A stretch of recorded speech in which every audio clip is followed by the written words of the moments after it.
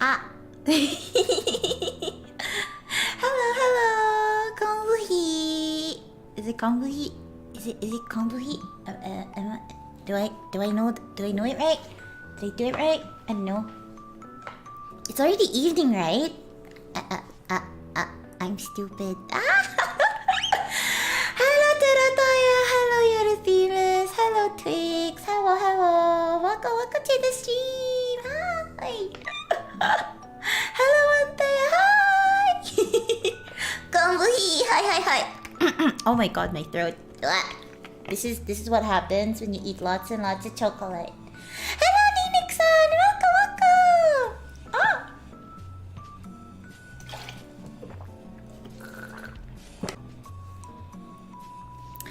Well, aren't we? Well, aren't we off to a good start? I just started my stream and I have already disconnected. Waha. Hi, okay, so introduction. Hello, Konbuhi minna. It is I. Seo Ino desu. Or you could just call me Ino. Seo is my last name. Ino is my first name. Please do not be confused with that. Hi. And I am your disconnecting virtual pig. Hello! I'm kind of hyper today because I ate chocolate. Hi. Hello, Haruki. Hello, Konbuhi. You miss rich Mama Ino accent. Well, I hope we have like rich characters. Oh, wait, I'm so excited. You cannot unhear the I do declare. It's part of the experience. Hi. Disconnecting, it's because I have already embraced this part of me being a disconnecting pig. Hi. Yes. Firing Converge is doing their part. Hi. So, yes! Let us hope we have like more rich characters so you guys can hear the rich Mama Ino. But I don't know. I don't actually remember if there are any more rich characters in this game. Okay, wait. I really should not have eaten chocolates because not only did it make me hyper, it also made my throat kinda hurt. But I don't know. I can push you. Okay. Wait.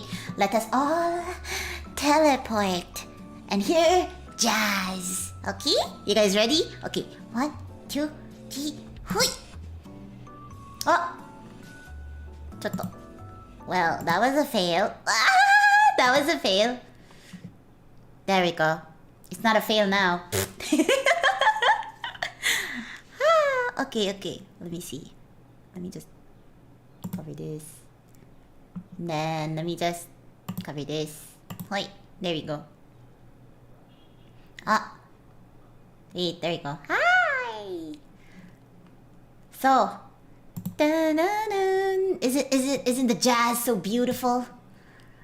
Wait, is this jazz or blues? I think this is blues now. Okay. So. Are you guys ready? Are you guys ready to play? Wait, let me just put on my gamer glasses. Char, I don't really have gamer glasses. Let me just move myself. Hi, there you go. There you go. Now I am taller and you can see my non-existent booba. Char, I do have booba. It's not that. There you go. There we go. I'm taller now.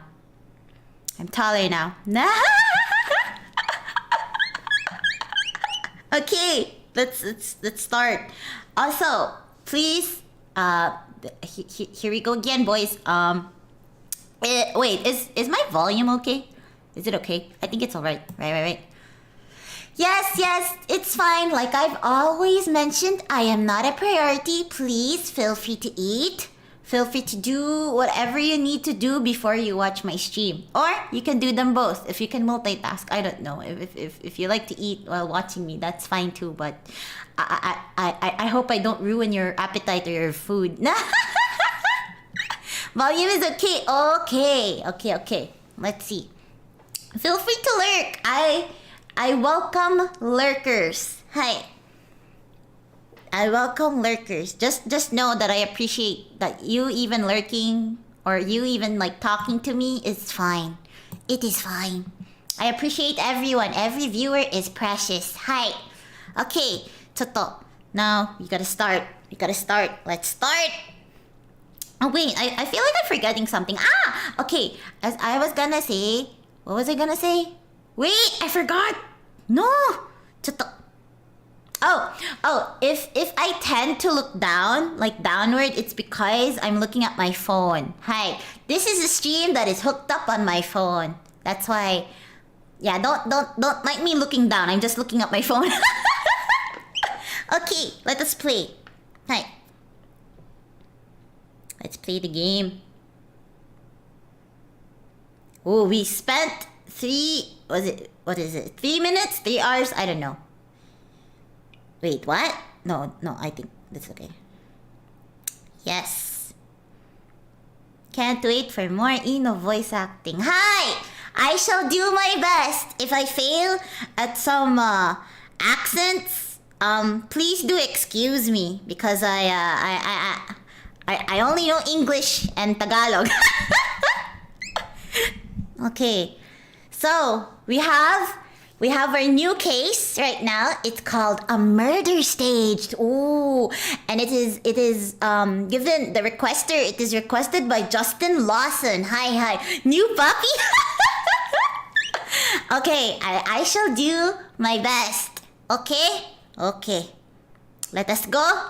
Wait, do you guys want to recap or okay? Actually, I feel like I did promise, that. Before wait, let me just lower this a bit. Okay, I feel like I did promise that I'm gonna do like a bit of a recap for this game. So, for the new viewers in chat, hi. This game is gonna be like case files. We're basically going to investigate and we're gonna be breaking hearts. Hi. So, this is so dialogue heavy. This is like so dialogue heavy. There's a lot of characters. Hello, Deichu! Welcome! Welcome to the stream. I am so glad that you're here. Hi. It's fine if you don't stay. That's if you have like any prior engagement, I will understand. Hi. But if you stay, I love you. As I was saying, so this is a game where we're going to investigate stuff because there has been murders. Hi, there's a victim, there's suspects, there's the murder weapon and stuff, and we're going to be breaking them hearts, cracking them open. Broskies. Hello? There we go. I knew it. I disconnected. Immediately as I was doing a recap, I disconnected. So basically what I was gonna say, since we have like a lot of characters, yes, let us try to give them more personality through the power of my voice acting. I don't know. I hope I do give them justice. Let's go. Let's start. Hi. Okay. Wait, let me just... Oh, Toto. Wait. Let me just... Wait. Toto mate. I'm just gonna lighten up the... There we go. The brightness. There we go. Okay. Don't mind that. So let's start anew.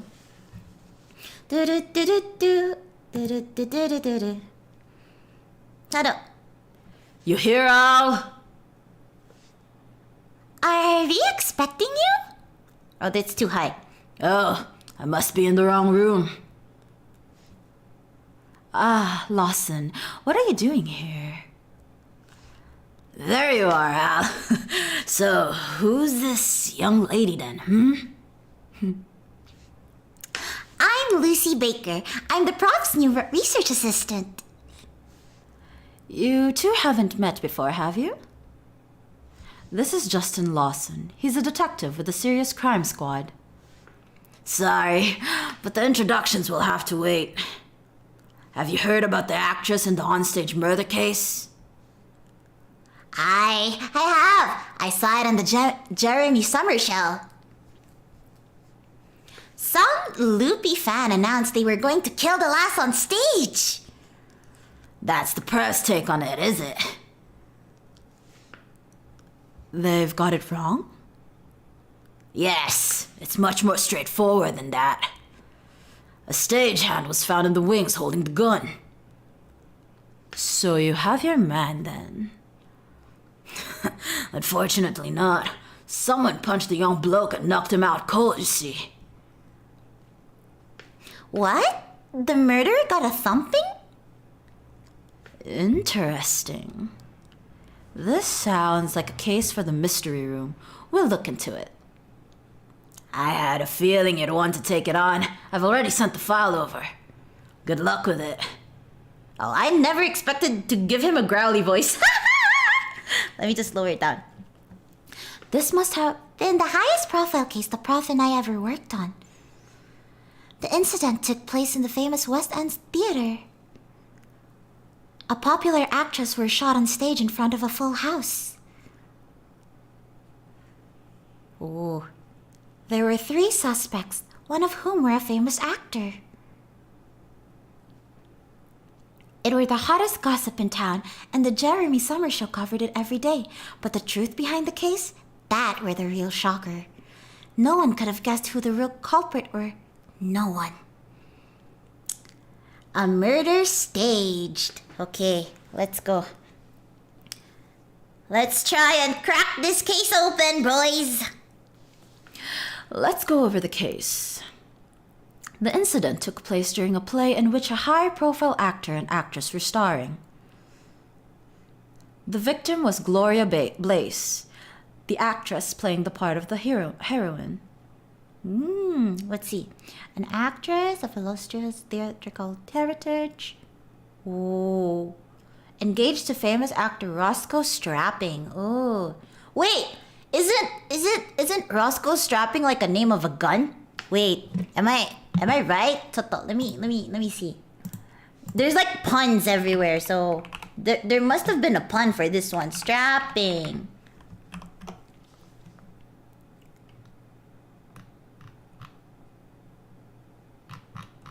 It's called strapping.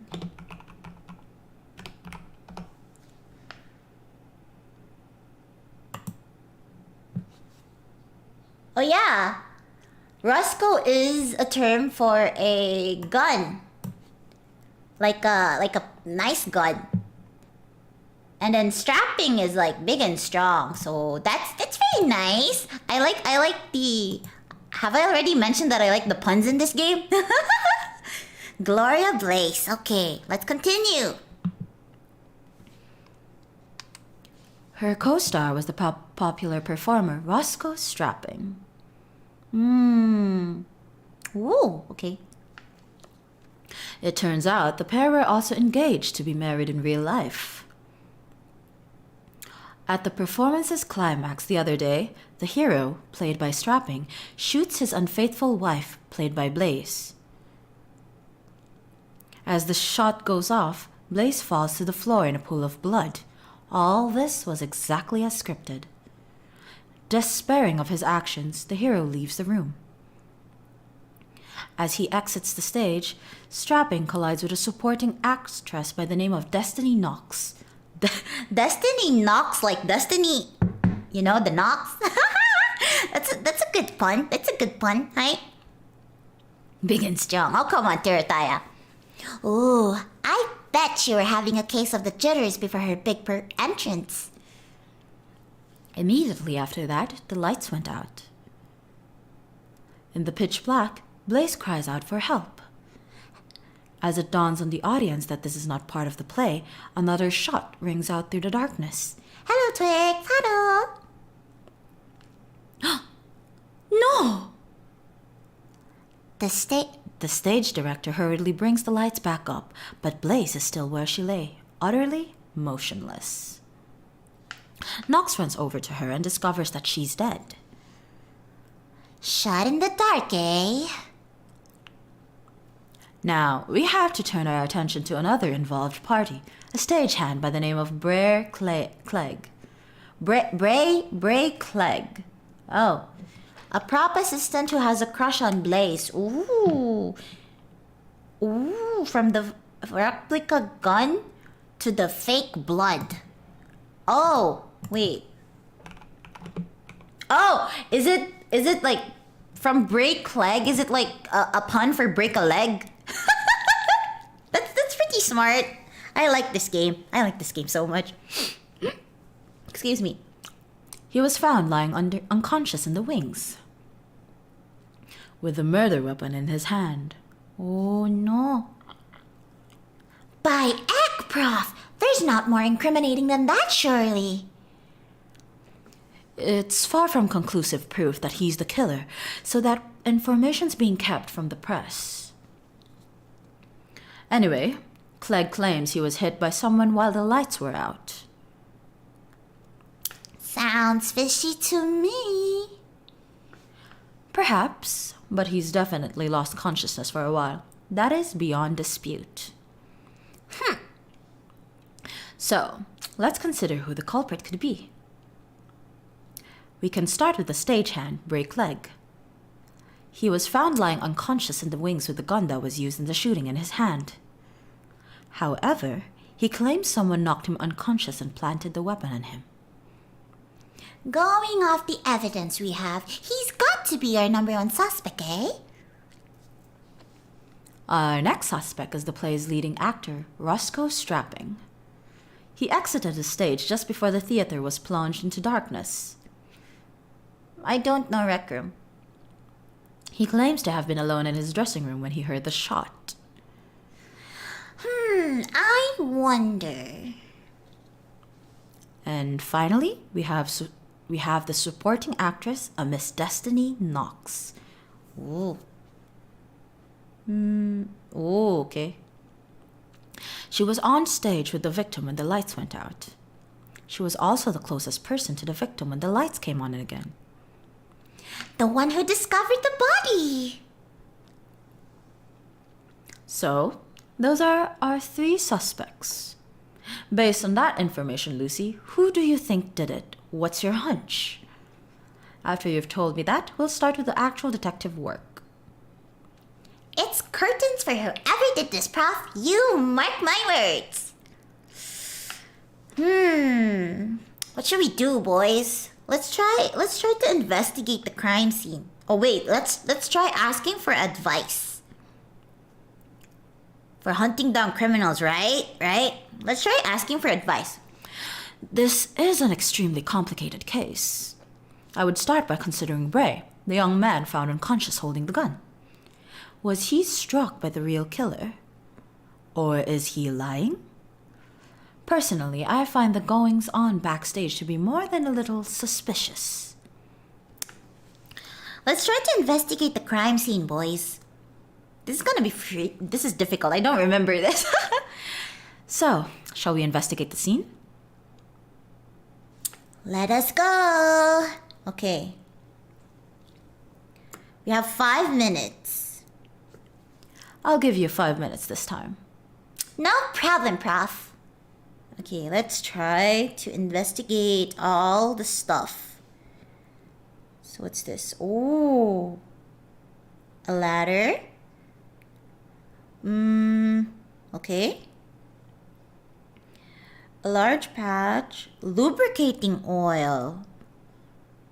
No fingerprints are present. I see. Okay.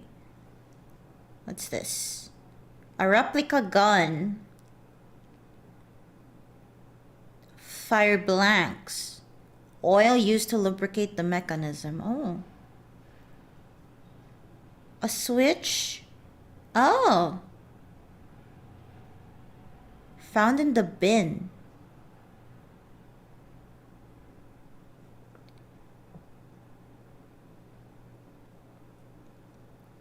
Set door. Table and chair.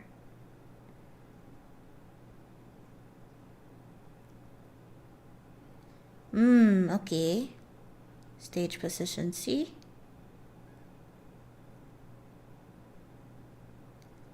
Oh, they have a... Oh, okay. Let's see. Here. Sofa.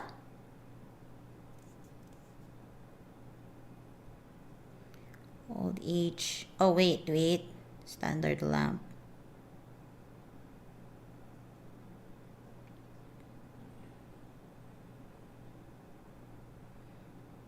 There's a bullet hole, boys! The bullet that killed her pierced the hanging picture to finally lodge itself in the set wall. Oh. Okay. Let's examine this one.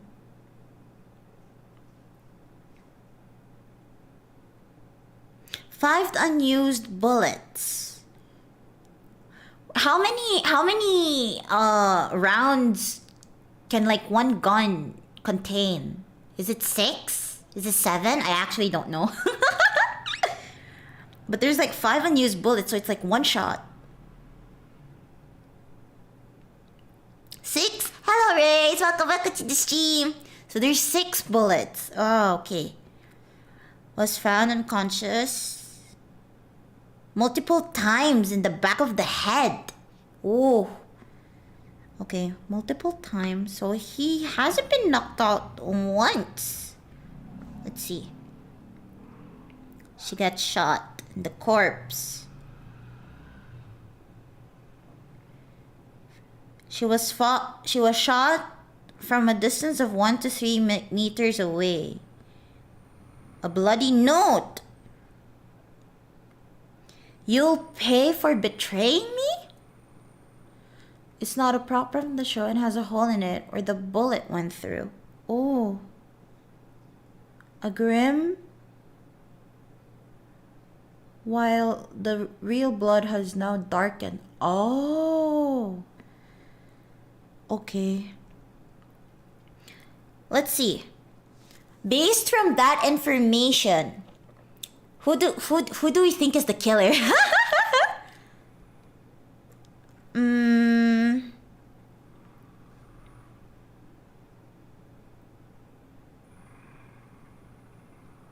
Oh, we also have like a mystery suspect.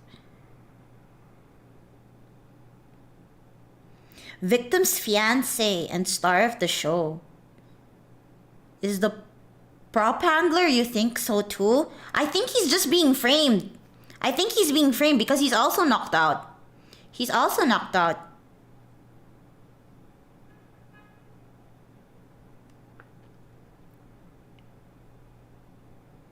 Nothing to get apart. This one, she kind of sounds sus. She kind of sounds sus, but you know what? Let's just go with the mystery one. I can't really pinpoint who's the killer right now.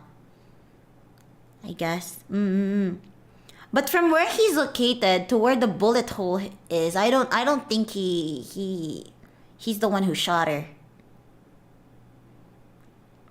I don't think he can knock. Can you knock yourself out? Let's try to make a. And how have you reached that conclusion?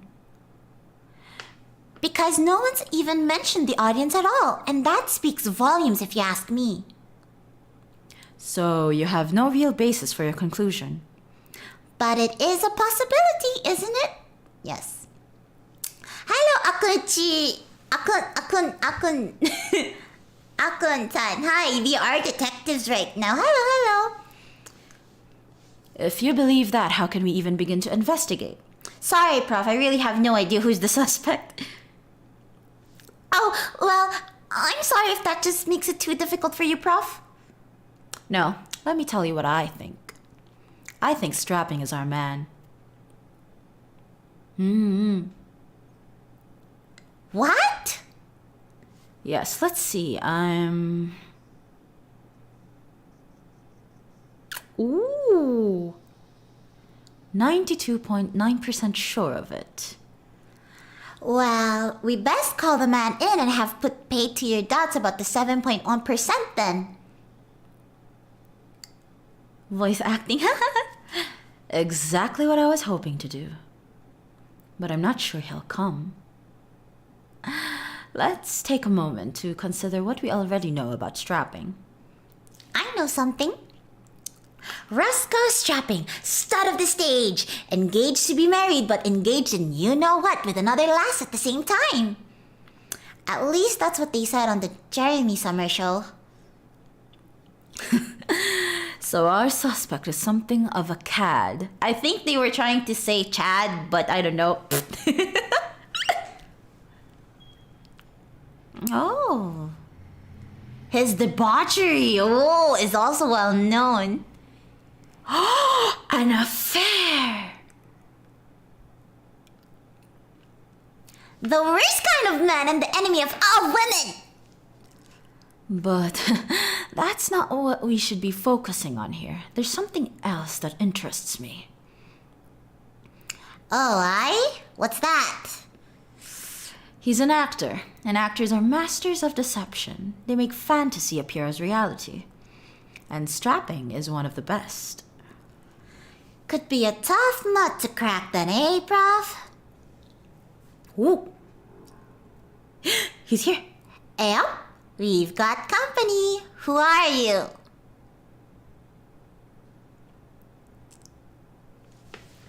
Do excuse the unannounced entrance. Oh, Rascal's strapping. Well, what a bell! An unexpected pleasure, I must say. Are you a fan, Precious? You wish. I'm a research assistant here in the mystery room. DC Baker to you. This is the mystery room? The very place I've been looking for. You must be Roscoe Strapping. In a French accent, please. The one and only. My fame and talent precede me, I see. Good. And you are? I work here in the mystery room with Detective Constable Baker. Inspector Layton's the name. I don't like what he calls us. Precious. Might I ask why you're here? I heard there was a team attempting to unravel the gruesome truth about my dear Gloria's chilling end. So I came to solve the mystery. Huh? Well, that would be a great help. Please, enlighten us. Doo-doo. I like his music though. Doo-doo-doo-doo-doo-doo-doo. So, without further ado, I present to you the truth. The identity of the black-hearted miscreant responsible for my late wife-to-be's demise. It was... Break Leg, the stagehand. Well, you're quite the detective, aren't you, Mr. Strapping? It is an elementary case of deduction, my dear. Firstly, he was crushed by unrequited love. And secondly, the prize simpleton was found holding the murder weapon. Simply following these two lines of investigation leads you directly to the unequivocal truth. That my dear Gloria shuffled off this mortal coil when Break Leg put a bullet through her chest. I see you're fairly fixed on your line of inquiry. Aren't you going to set this upstart straight, Prof? On the contrary, I think Mr. Strapping has some very compelling theories. So, let the investigation begin! He stole the Prof's line. Yeah, Roscoe's kind of size. Let's see. Let's go over with the murder weapon first. Hadn't we better look for the gun that Clegg used, eh? An excellent idea. And while you do that, I'll set about finding the way to your heart. You what? Yes. Do-do-do. Dun, dun, dun, dun, dun. Okay, we found it that it was here. The murder weapon, this one.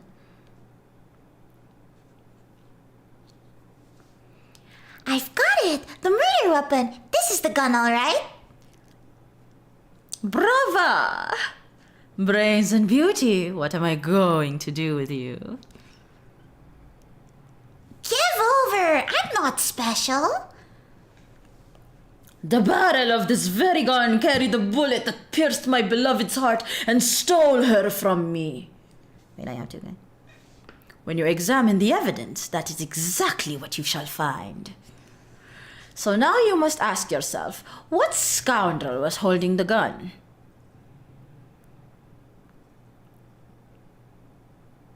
What rogue was holding the gun? Oh gosh, right? He seems so enthusiastic for someone who's like a suspect. Let's go with Clegg. Here he is. Here's Clegg. Okay, she's so high. Wait. He's been knocked out while he's still holding the gun. Excellent work, Angel Face. What fantastic eyes you have. Perhaps you'd like to come and work for me as my personal assistant. No thanks. I think I'll pass. Pity. Still, at least now we have conclusive proof that Clegg was in possession of the murder weapon. Surely that's more than enough evidence to charge the rapscallion. Let's not forget one rather crucial thing. Clegg was struck repeatedly in the back of the head. Obviously, the boy did that to himself. Let's assume for a moment that Clegg is guilty and that he knocked himself out to avoid suspicion. Wait, what did he say? Could be Clegg. He has no fingers. How dare you? The trajectory of the bullet hole the body, right? It's too. I think it's Roscoe, but I also think I don't know. I think there's like a different suspect. I don't know. That's what I think. Because Clegg is like in the opposite of where Blaze or like Gloria Blaze was shot, and the only one that's like shot. What was it? The only one in like the best position is either Destiny Knox or Roscoe Strapping. But since Destiny Knox was like, I don't know, bumped into like the actor, I don't know. I think it's Roscoe. Maybe I should have put in Roscoe. He's making his move, right? He's just a flirt. Roscoe is the mastermind. Someone in the audience shot her. I don't know. Someone backstage, yes, but someone in the audience? Let's see. Wait, have I read this line? Let's assume for a moment that Clegg is guilty and that he knocked himself out to avoid suspicion. If that were true, it would be very strange indeed. Do you see why, Lucy? Knocking himself out to avoid suspicion. He was hit multiple times, I think. Oh, wrong. Char. Okay. Okay, wait. Let's not go there.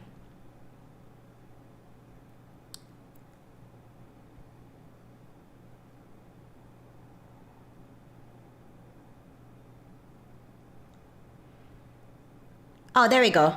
I can go another one. If he was still holding the gun, there you go. Exactly. Let's go. I made a mistake.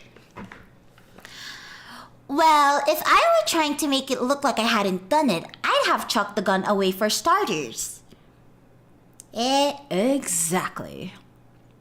Whatever plot you came up with to divert suspicion from you, it would not involve holding the gun. No, however you look at it, Clegg would have disposed of the gun before knocking himself out. His heart is breaking! His heart is breaking! Tut! You make such assumptions without knowing the man. I tell you, he's a fool, a complete imbecile. That's why he didn't have the brains to figure out he should dispose of the gun. It's really quite obvious. I see. Well, there's nothing more we can say on the matter then. Unfortunately not. The man is witless, and that's all there is to it. Dun, dun, dun, dun, dun, dun. I love this music. Do you guys love the music? I love the music. Let's see. Investigating the wound means checking out the body, right? Would you like a strong man to escort you? I'll be just fine. Thank you very much.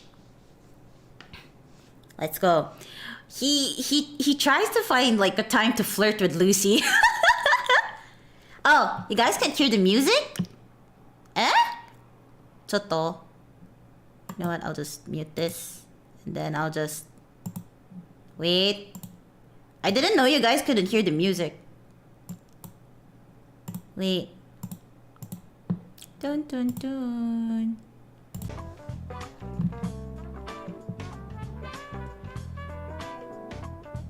Hello? Wait! Since when have you guys never heard the music? You should have mentioned it to me in the beginning! Rose!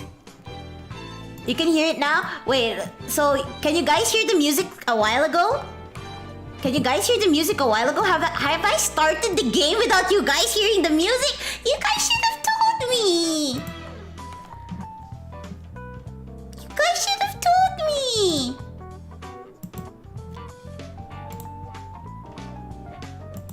Oh my god! Since the beginning! Ah! You guys! I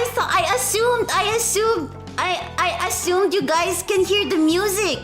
You guys, I've been mentioning that, guys, let's just enjoy the jazz for now. And then you guys didn't say, like, you guys could have commented, like, what jazz, you know, what jazz? Like, Browskis, please!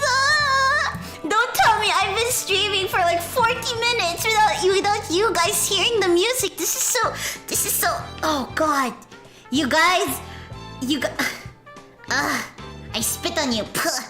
You guys are just, Broskies. Oh no. You guys enjoyed the gameplay too much, I guess. I thought I was being loud. I even showed you my volume. This is okay. That's fine. It's not your fault, bros. It's mine. I was having the technical difficulties, and you guys didn't have the guts to tell me.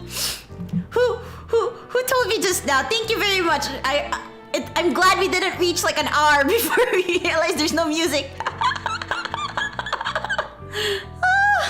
You bros, you.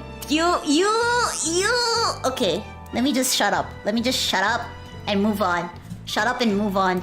I cannot believe I've been betrayed by my own chat. I thought you guys could hear the freaking music. You guys, most of you guys were watching the first stream.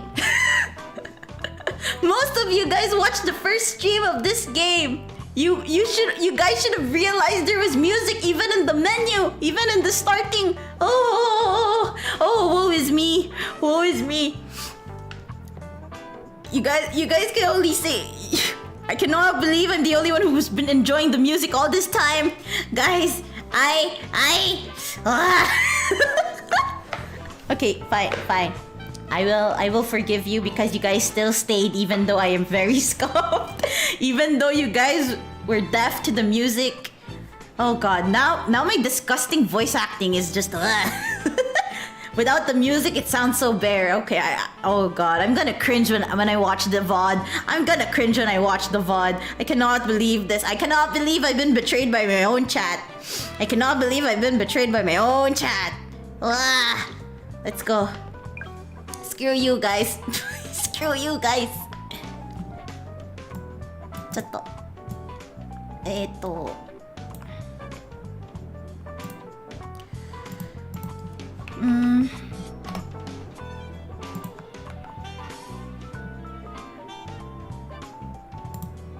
I know you're using a translator tricks, and I'm sorry, but I can't read kanji.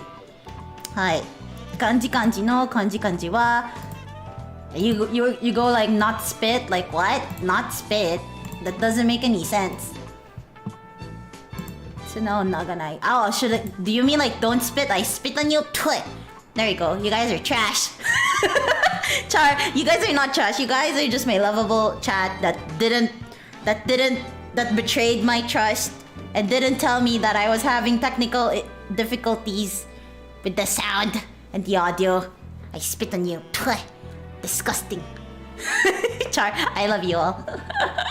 Okay, let's see. Okay, how we go? A single shot to the heart from between 1 and 3 meters away, resulting in an instant death. Exactly. From the barrel of the very revolver found in Clegg's guilty hand. I'll see that dastard rot in hell. Please try to remain calm. Let's continue with our investigation, shall we? Of course. Do excuse me. Bros, wait. Okay, I still can't move on because I asked you guys if my volume was good. If the audio to my stream is good. Not just my mic. You guys could have mentioned, oh, you know, we could hear your voice, but we can't hear the music or stuff like that. I can't move on. Okay, I'll just let that out. There we go. I can now finally move on. I found the voice actress. Arigato! I don't know. It's been a hobby of mine. It's been a dream of mine to like voice act in something. Hi. The bullet passed straight through the victim's body. We should be able to find it somewhere on the scene. I hear you, Prof. We're looking for a bullet hole now. Find the bullet hole. Okay, the bullet hole was in the picture frame a while ago, right? It's here. Bullet hole. This is it, Prof. Okay, so from the relative positions of this hole in the corpse, we can deduce where the shot originated. Look at his heart! I'll figure it out in a jiffy. Not so fast. We already know that Gloria's life was taken by a bullet. Any further investigation about that is a complete waste of time, surely. We're just trying to be thorough. It won't take a moment. On the victim's butt. Shut up! Why are you guys noticing that? I cannot believe you guys. You guys are dirty. You guys are dirty. He's trying to segue. He's just trying to like shift the blame into someone else and trying to avoid him suspicious. Hi. Well, if you will waste precious minutes while that miscreant roams free, just get on with it quickly.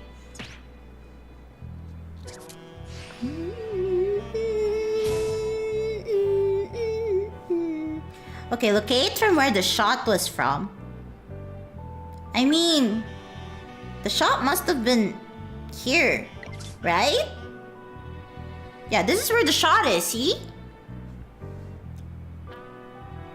You know what? To satisfy your curiosity, here we go. It's not in the butt! Is this a butt? Wait, is this a butt? It's a hip! You bros are disgusting. It's a hip! It's not a butt. It's not on the butt. It's on the hip. Oh god, oh, I cannot believe my chat is this down bad for a corpse where the mark is on the butt. Woe is me. Woe is me. Screw you guys. I'm gonna solve this mystery. Screw you. With or without your help, guys. Screw you. You guys are just down bad for the buns of a corpse. Bros! Okay, let's just continue. There you go. Is the volume okay?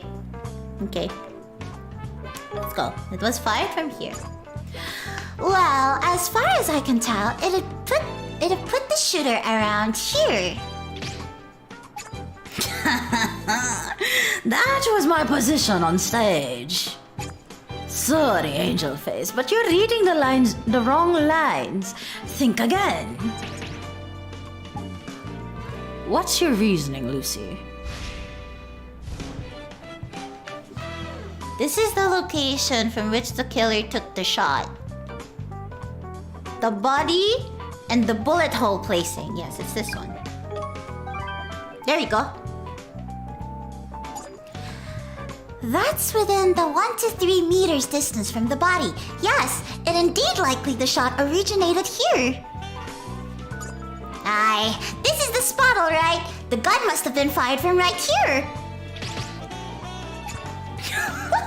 What an extraordinary coincidence, ladies and gents. 1 in a million, the very spot I occupied on stage.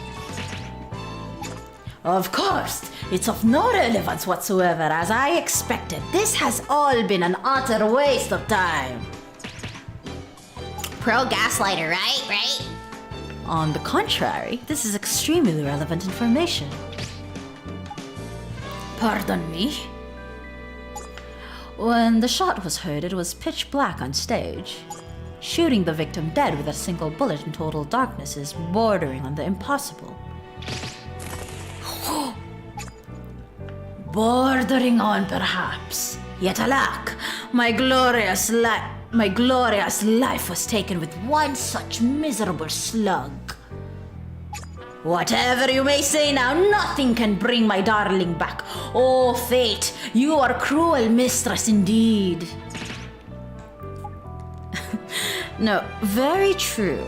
Nothing will bring Miss Blaze back to life, but...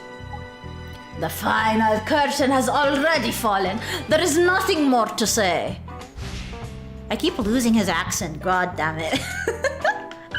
Okay, wait. Voicing him with a roughy voice is just... water. Water is delicious. Water is... beauty is grace. Water is the moment. Well, I think that settles it. Clegg is the killer. There can be no doubt. What planet have you been on all this time, eh? Let's recap. The victim, Gloria Blaze, was killed by a single bullet. And the person found holding the gun was none other than Clegg. However, Clegg was hit by someone and knocked unconscious. And if he'd been trying to make it look like he hadn't done it, he never had kept hold of the gun. What, water? I don't know. It's unbranded. It's just... it's just a big water bottle. I don't know the exact brand of this water. It's just water. Okay, what is it? But he's a complete clot. He hasn't the brains to work that out. The other thing we know.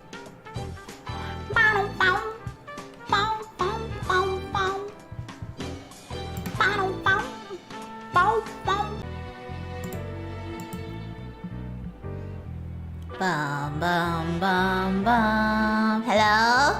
Konbuhi? Guys, can you hear me? Hello, Akai Buto-san! Welcome to the stream, Konbuhi! We are still at the investigation part of this case. Have I really returned? Guys, can you hear me? Welcome back! Hi! Okay. Hi. Stop mentioning the music now because I feel like I've heard. No, not really. Is he kind of late? I mean, okay, so basically the case we're tackling right now is a murder stage, but I mean, like it literally happened on stage. And the suspect we're talking to right now is an actor, the stage actor who was holding the real gun, kinda. He's like the number one sus in all the actresses and all the suspects we have right now. Hi. Okay, where was I? Oh, there we go. That's where you were standing on stage during the performance, Mr. Strapping.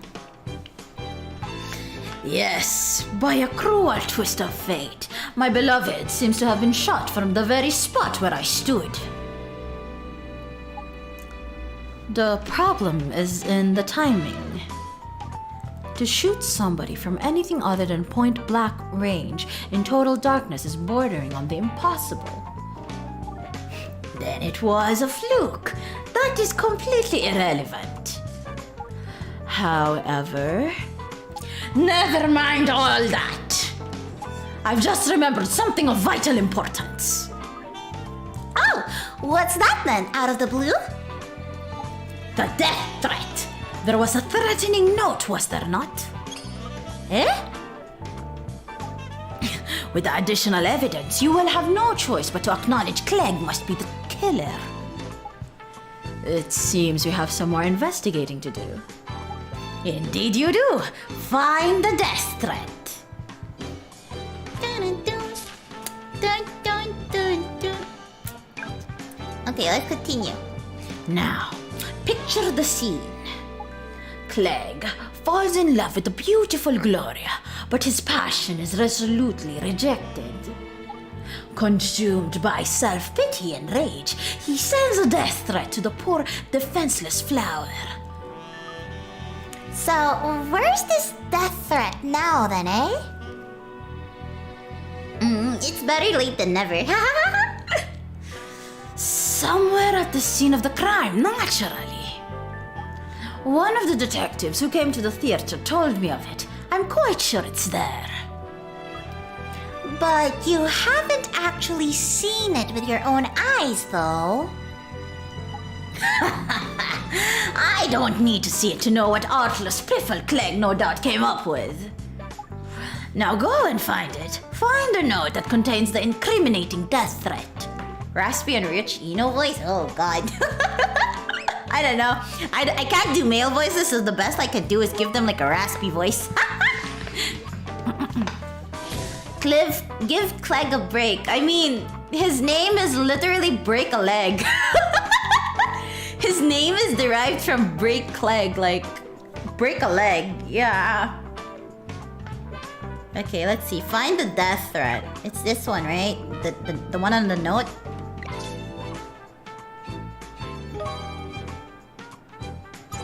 Here, Prof, I reckon this must be the death threat, don't you? Excellent work, Lucy. That's for the Prof to decide, Mr. Strapping, not you. You'll pay for betraying me. I see. Isn't it a bit funny that it says that betraying, I mean? It makes it sound like Clegg and Blaze had a fling or something. Water toss! Gloria only had eyes for me! In that case, it seems probable that Mr. Clegg was not the author of the note. That's one possible explanation, yes. So, who were it that Miss Blaze had done the dirty on then, eh? Of course! It's so obvious. The killer must have been a member of the audience. Gloria had countless fanatical followers. Picture the scene. A fan consumed with jealousy over Gloria's engagement to me. Oh, my poor beloved, how you shook like a little lamb whenever you opened one of those tasteless letters. This scrap of paper we've been musing over is quite obviously a death threat from this unhinged fan.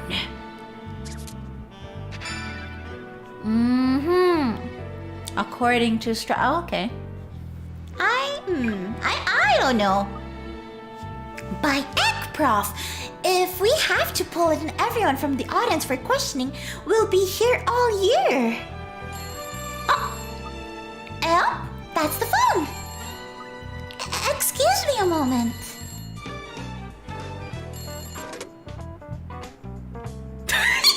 It's so awkward between the two of them. Oh no. So tell me, are you two involved? I beg your pardon? You must be, surely. A true stallion would be sure to get a little frisky, cooped up here with such a fine young filly. If I were her, I should take it as an insult to my femininity that nothing has happened. Eh? You're a red-blooded male, aren't you? This is so awkward. Mr. Strapping, that were your manager on the phone. There's a famous chap who wants words with you at your office. Good gracious, is that the time? あ、ちょっと待ってみんな。Wait.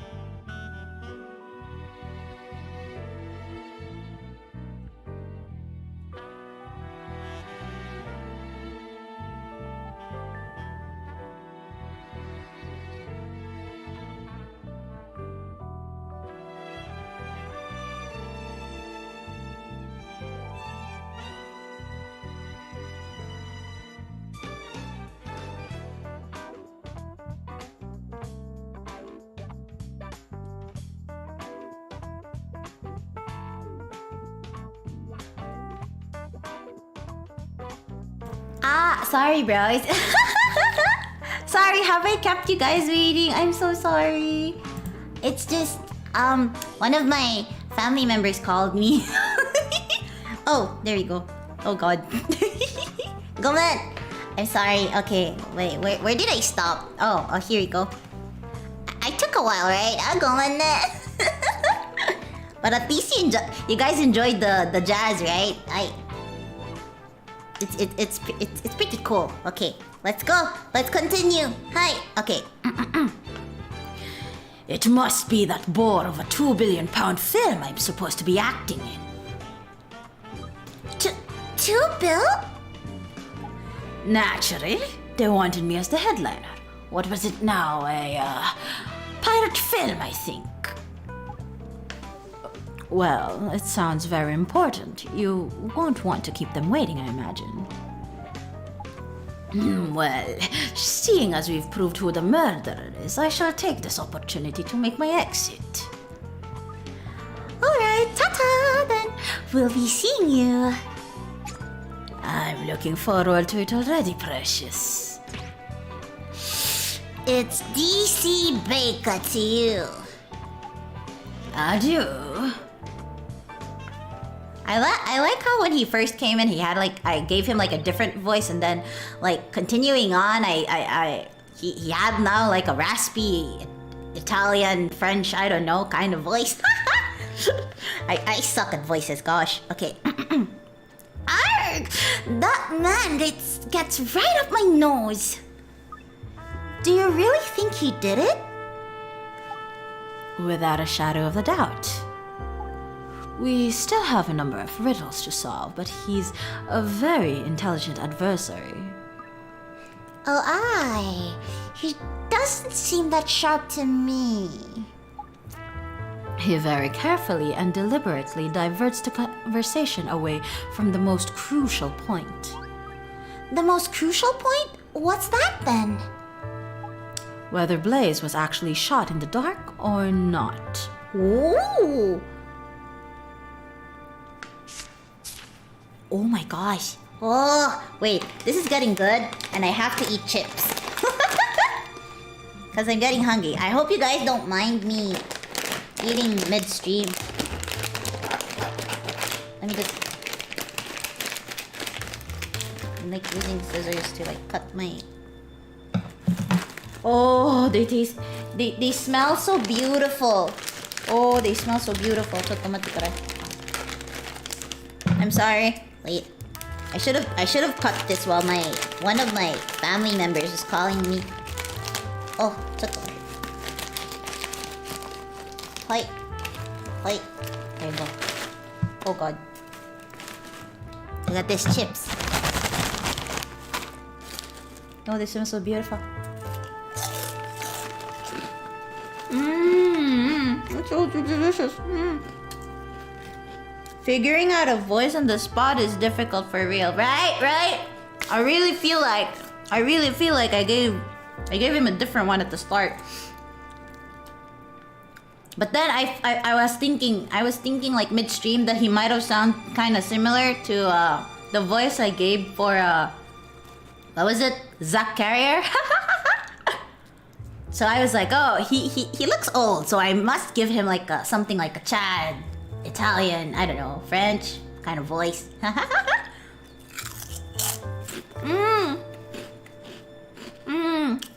Oh shit. The chips we're eating right now, for anyone who's curious, is what's this? Prawn crackers by Oishi. More chips. Hi. Okay, wait, let me just... We should be clean at all times. Remember to always use alcohol, bros. Honey butter? I haven't tasted that yet, actually. Okay, there we go. Are you saying that Blaze weren't shot when it all went dark?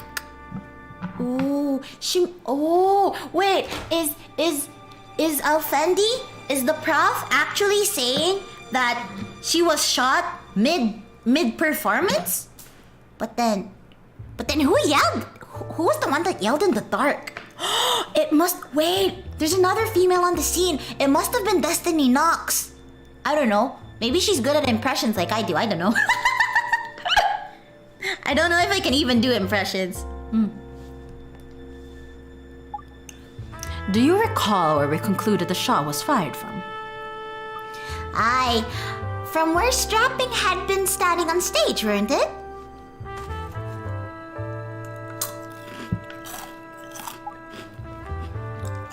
Oh, sorry, I'm eating. Yes, and to hit Blaze from that distance with a single shot in the dark would be impossible. But we know that's where she were done in from, don't we? So... We do. There's no disputing where the shot was fired from. But when the shot was fired, that's a detail about which we still have some room for maneuver. What do you mean, when it were fired? I mean, if only it hadn't been pitch black, Blaze would have been an easy shot from that location. Do you see? So now, when do you think the shot was fired that killed Blaze?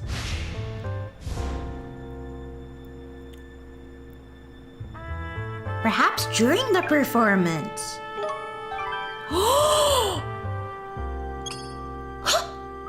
By Ek, Prof, not during the performance. Exactly. We know where the shooter was standing, and we know there was the noise of a gunshot. When you consider those two facts together, there's only one logical conclusion. The gun used in the final scene of the play were the real gun. Correct.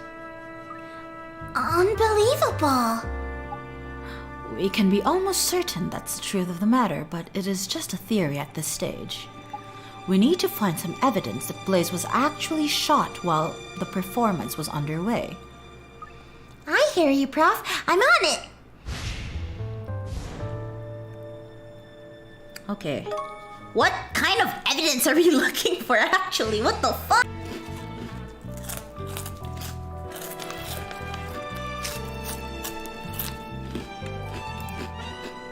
Oh my god.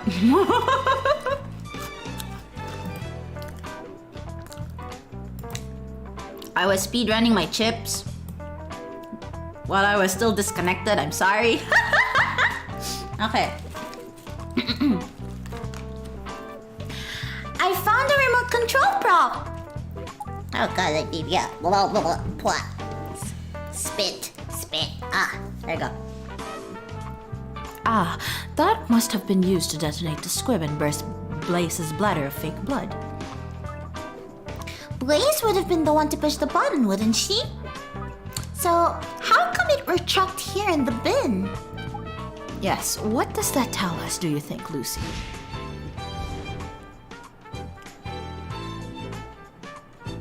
It wasn't used. If the remote's here in the bin, then chances are Blaze never pushed the button at all. There you have it. Despite failing to trigger the squib, blood poured from Blaze's wound during the performance. Because she were actually shot with a real gun. And we have the entire audience as witnesses. That's hard evidence then, isn't it, Prof? Yes, well done. Let's hand the remote over to forensics and have them confirm the button was never pressed. I'll go and ask them right this minute. Oh my gosh! She was murdered, bro! I've been and asked them. I've been thinking while I was gone, why would you want to kill someone in front of all them witnesses, eh? That, Lucy, is the biggest mystery of this case. If his aim had been even slightly off, he'd have given himself away in an instant. It's hard to see what was driving him, I must say. Well, there's no point worrying about what we don't know yet. What we don't yet know. Oh god, what we don't yet know. I can't read for the life of me. continue our investigation based on what we do know. Blaze was shot with a real gun in the final scene of the performance.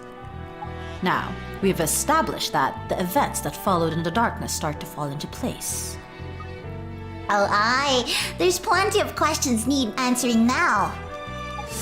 Firstly, Blaze's scream. And secondly, the gunshot that rang out through the darkness. Let's get to the bottom of those two curiosities.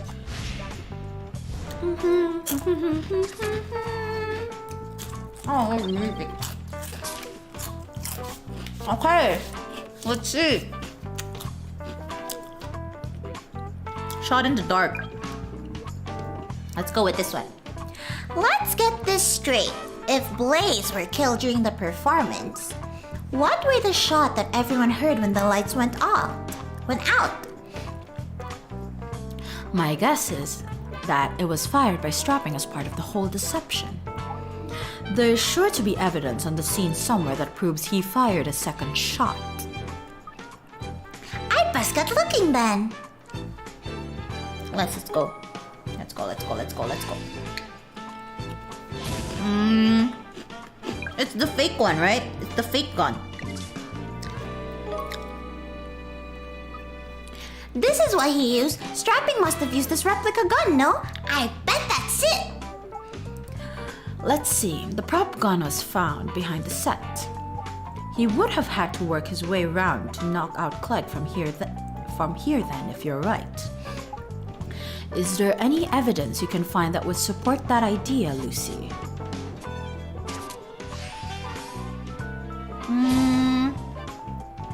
It's the wall one, right? It's this one. The oil stains.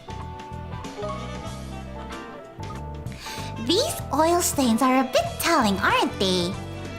Ah, yes. That must be from the oil used to lubricate the replica gun. He must have been running his hand along the back of the set here to feel his way in the dark. Without a doubt. That's how Strapping worked his way over to where Clegg was. He groped around in the dark until he located him, then hit him and knocked him out.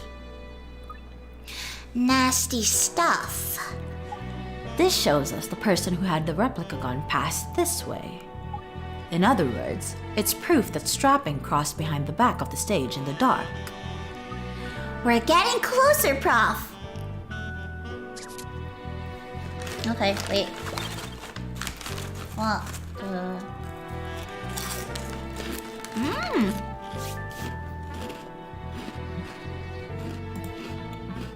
Oh, those are delicious.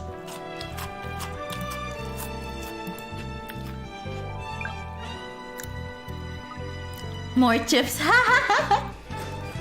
Okay, wait. So, if Blaze were dead as a doornail already before it went dark, she'd have had a hard job screaming, eh? The most obvious explanation is that it was someone else who screamed. So, Lucy, who do you think actually let out the scream in the darkness? It must be Destiny Knox.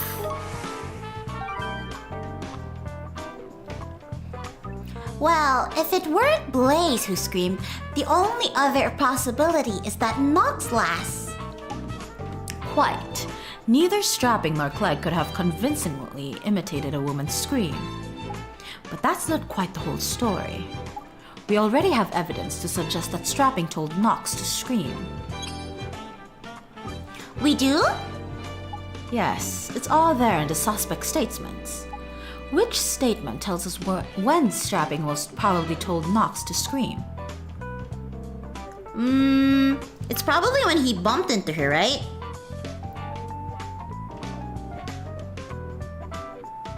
Let's see.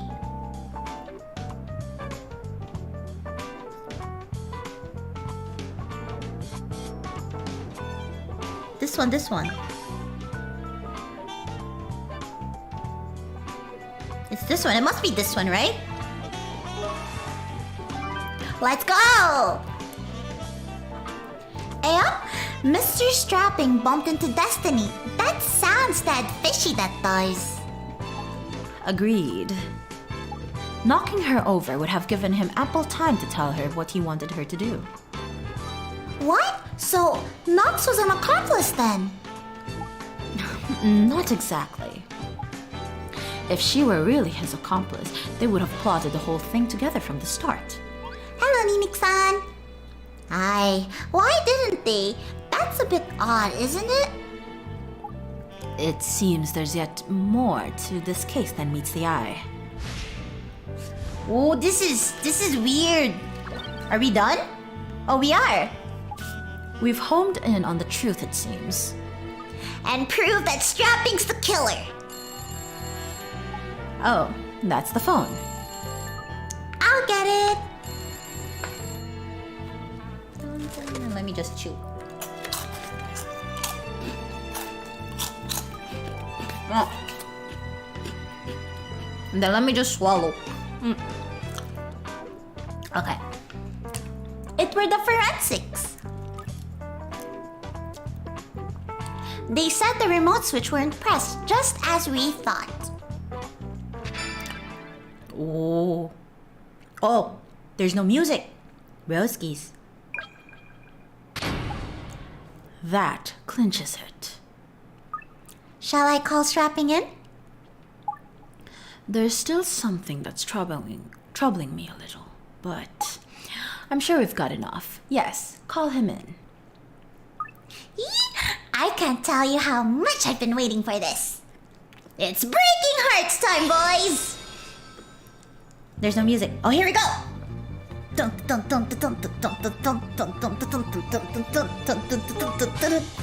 Hey, yo! Hey! Wait, this is so loud. What's this? Wait. Yeah, this is the perfect volume. Okay. I wasn't expecting you to want to see me quite so soon, precious. Don't get the wrong idea, Mr. Strapping. Come now, don't be bashful. I like a woman who takes the bit between the teeth. I'm telling you, this is strictly business. Mr. Strapping, if I may. We have managed to identify the criminal responsible for murdering your fiancé.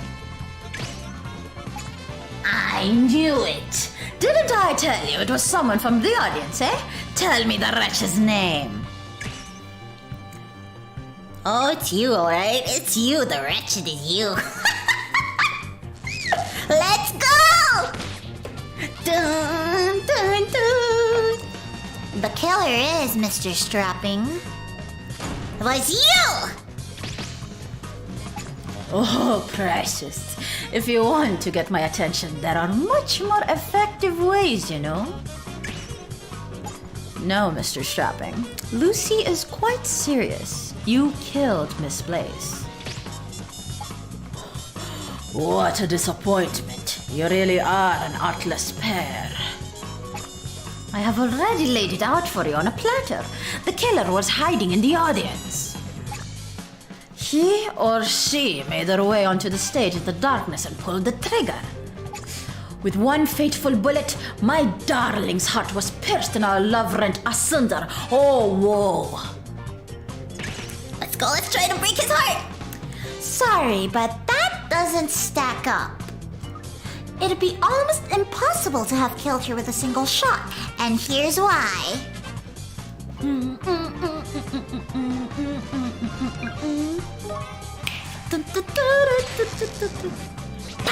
Let's go! When the gunshot was heard, the stage were in total darkness. How could anyone have taken aim when they couldn't even see what to aim at? Ah, yes, I remember you suggesting that idea before. In which case, surely the accusation of my own guilt meets with a sticky end, no? On the contrary, it is precisely the fact that Miss Blaze was killed with a single bullet that incriminates you, Mr. Strapping. I'm quite sure I don't follow. An explanation, sir, if you please. He shot the gun in the show.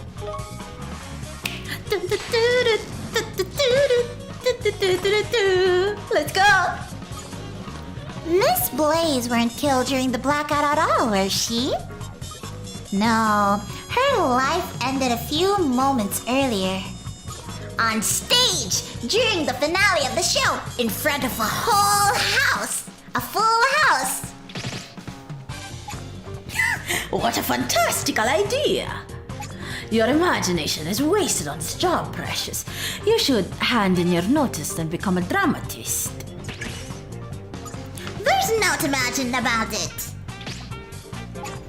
Then pray tell, how do you explain that blood-curdling scream that pierced the darkness?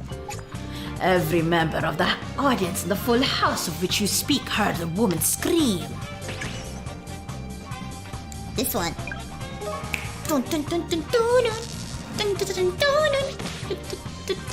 Let's go! I'd be willing to bet it were Miss Knox that screamed. What rot! You're clutching at straws now. Everyone actually there said it was Gloria who screamed. That's just because when the lights came back up, they saw Miss Blaze lying dead on the stage. Faced with a scene like that, who wouldn't assume that they were the last that just screamed? His heart is about to break. And just before the lights went out, you bumped into Miss Knox. It's in Mr. Clegg's statement. Ooh, break it, break it, break it! That's when you told her you were going to need her to scream once you'd cut the lights. You are quite deluded. This is all utter fabrication. We're not deluded at all. You know it's the truth. Stop trying to deny it. I have absolutely no recollection of anything you're saying. Your so-called evidence is all circumstantial. Do you actually have any conclusive proof of all? I haven't seen a shred of hard evidence. Oh, we've got proof, all right. How about this for starters? What was it?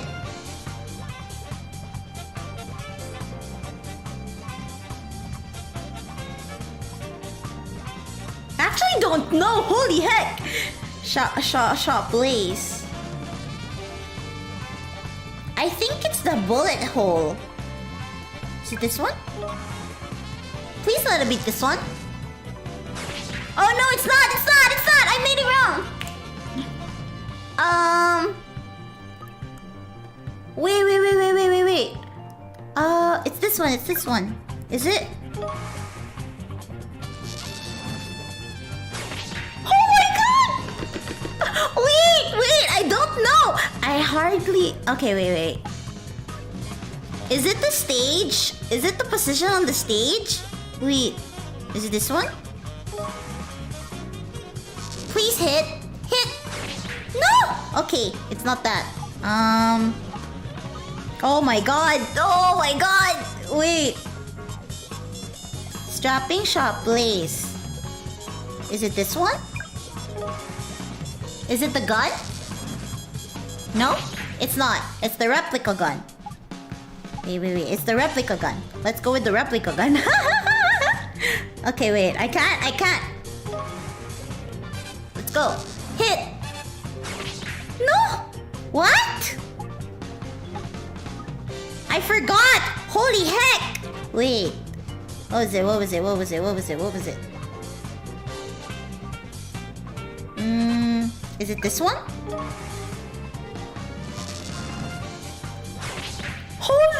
Oh my god! Roscoe!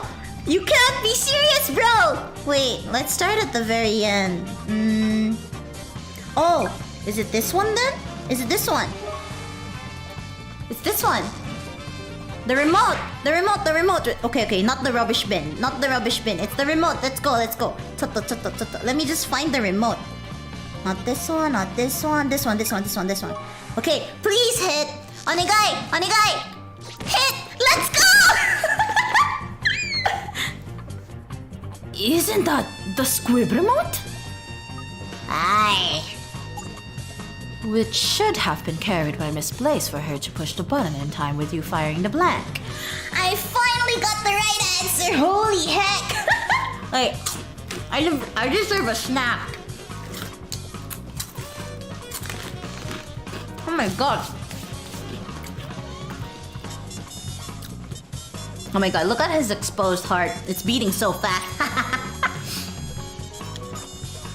But Mr. Strapping, the button were never pressed. Squib never squirted. What? Knob never nudged. Tragic turn of. What does Squib never squirted? What?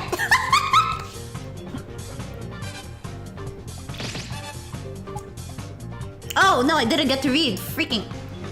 No, that can't. There's only one explanation for it that makes any sense. I got distracted by the Squib never squirted that I didn't get to read her whole dialogue. I think you know what that is, don't you, Mr. Strapping? She were bleeding because you shot her with a real gun.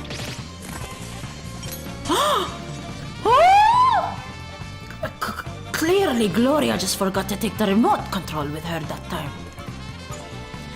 There's no way out of this, Mr. Strapping. You can't explain it away. You shot her, no question.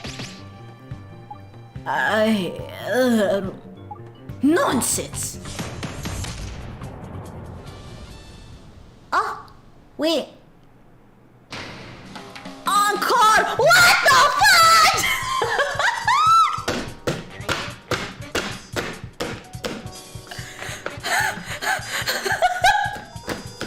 This man!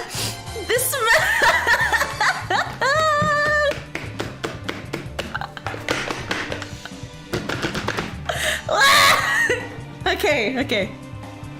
Encore! Holy heck! I am gonna screw you so bad. You what? You overwhelmed me before with your barrage of illogical claptrap. But now I've recovered my poise. I'm not guilty. I was framed. Clegg was behind the whole thing. I don't much care for your constant ducking and diving, Mr. Strapping. I had no idea. When I pulled the trigger, I thought it was the replica gun. Jesus. But oh, what a cruel error. I only realized my mistake after the fatal deed was done. It was the recoil that alerted me to the truth. I've had just about enough of your lies. You can't trick us anymore. Oh, but my dear Lucy, he's telling the truth now. Oh, crikey, not again.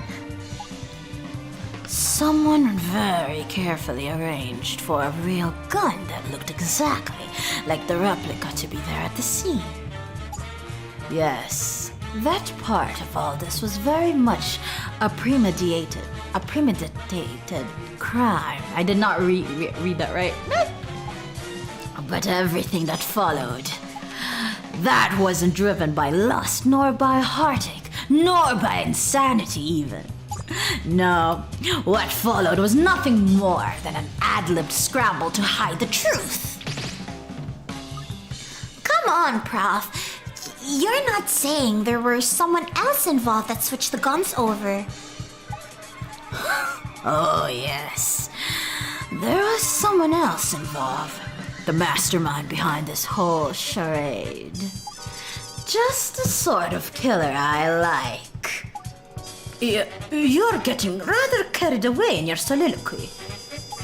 But despite your rather crazed demeanor, I believe you've got to the truth, Inspector. Indeed, the root of all this evil is Clegg. He's the one who switched the guns. After all, the man was head over heels in love with Gloria. Bit of a funny way to show it, isn't it? Why then, you ask, did he feel the need to kill Gloria in front of a theater full of onlookers? The answer, of course, is staring you all in the face. Hey, enough of this high and mighty know-it-all attitude, eh? You're the guilty one, don't forget. Guilty moi. Au contraire, I am a victim in all of this. Oh, I was right to give him a French accent. Guilty. Moi, au contraire, I'm a victim in all of this. Listen to you two yapping like dogs. Am I going to have to cut out your tongues to get you to shut up? There's really no need for violence, Inspector. Keep your hair on, Prof. So strapping. Yes, what is it, sir? You pulled the trigger of what you thought was a replica gun and shot a bullet right through Blaze's heart. Then, to avert suspicion, you cut the lights and had Nox scream as you fired off a blank. And just to be sure, you fumbled your way over to Clegg, knocked him out, and put the gun in his hand. Isn't that how it happened? To the letter! Bravo, Inspector! A brilliant deduction! You're admitting it now. I didn't think you'd fall that easily. Oh, so you're a coward as well as a crook. What are you talking about? I did it for justice! Direct your scorn at Clegg. He switched the guns. He is the true criminal. Clegg switched the guns. Don't make me laugh. Remember Blaze's dead body? That mouse of a man doesn't have the flair for such an inspired death. Inspired death? Eh? Oh, yes. Inspired and beautiful. The final scene. The audience on the edges of their seats, then pow! Shot through the heart. Blood spilling everywhere. The stage awash with crimson and glory. Magnificent, wouldn't you agree? Is this fellow quite all right? What are you talking about? There's not magnificent about murder, Prof. You don't see. No, I do not. And I don't much want to. Not the way you're seeing things right now, anyhow. At least you're plucky. Think, Lucy. Who is the mastermind behind this crime? And what is the evidence that proves it? You've both seen the evidence already. It couldn't be more plain. Who masterminded the whole thing and switched the guns? Oh, we have a new... We have a new option! Huh?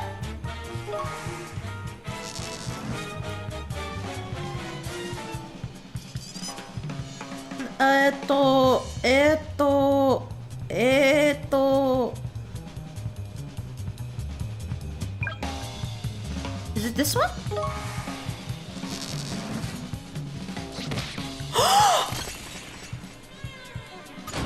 What the fudge?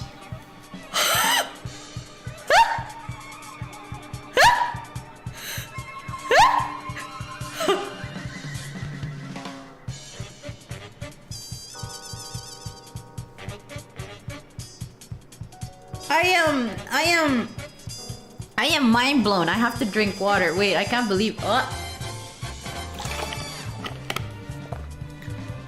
Wait. It must be because Roscoe was cheating on her with Destiny Knox, right? So the note was like, this is what you get for betraying me, right? Oh, everything makes sense. Oh, okay. Let's try to finish this. Holy. Okay. It were Gloria Blaze. She were the mastermind behind the whole thing. And it's the remote control that proves it. Holy heck! What the fudge? You've really lost the plot now, precious. Gloria's the victim of this terrible crime, not the perpetrator. It was an NTR all along. What the fudge?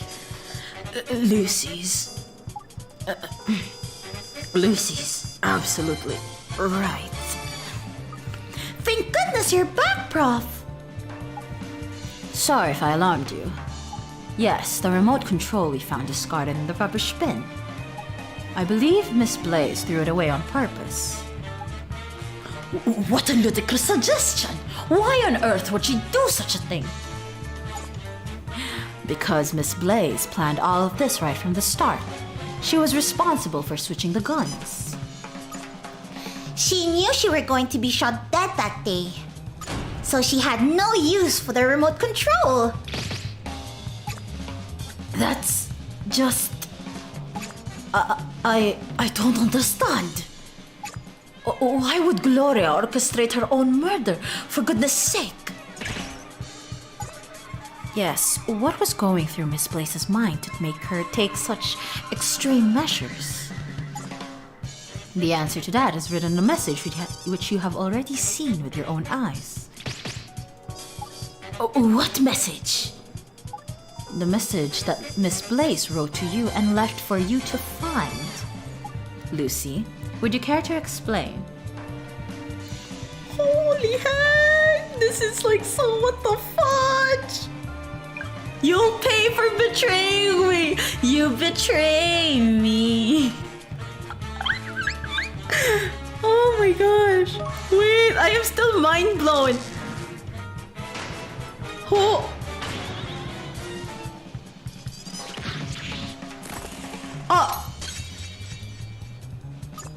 Oh wow, she looks very attractive while she's doing that now. You'll pay for betraying me. That's what Miss Blaze wrote, and she meant the message for you. What the fudge? What the fudge? Is it starting to make sense now? Not the affair. But she wouldn't have killed herself like this because of a silly affair. You'd have to be out of your mind. I think it's fair to say Miss Blaze was not of sound mind. Driven to madness as she was, Mr. Strapping, by you. What the fudge? What the fudge?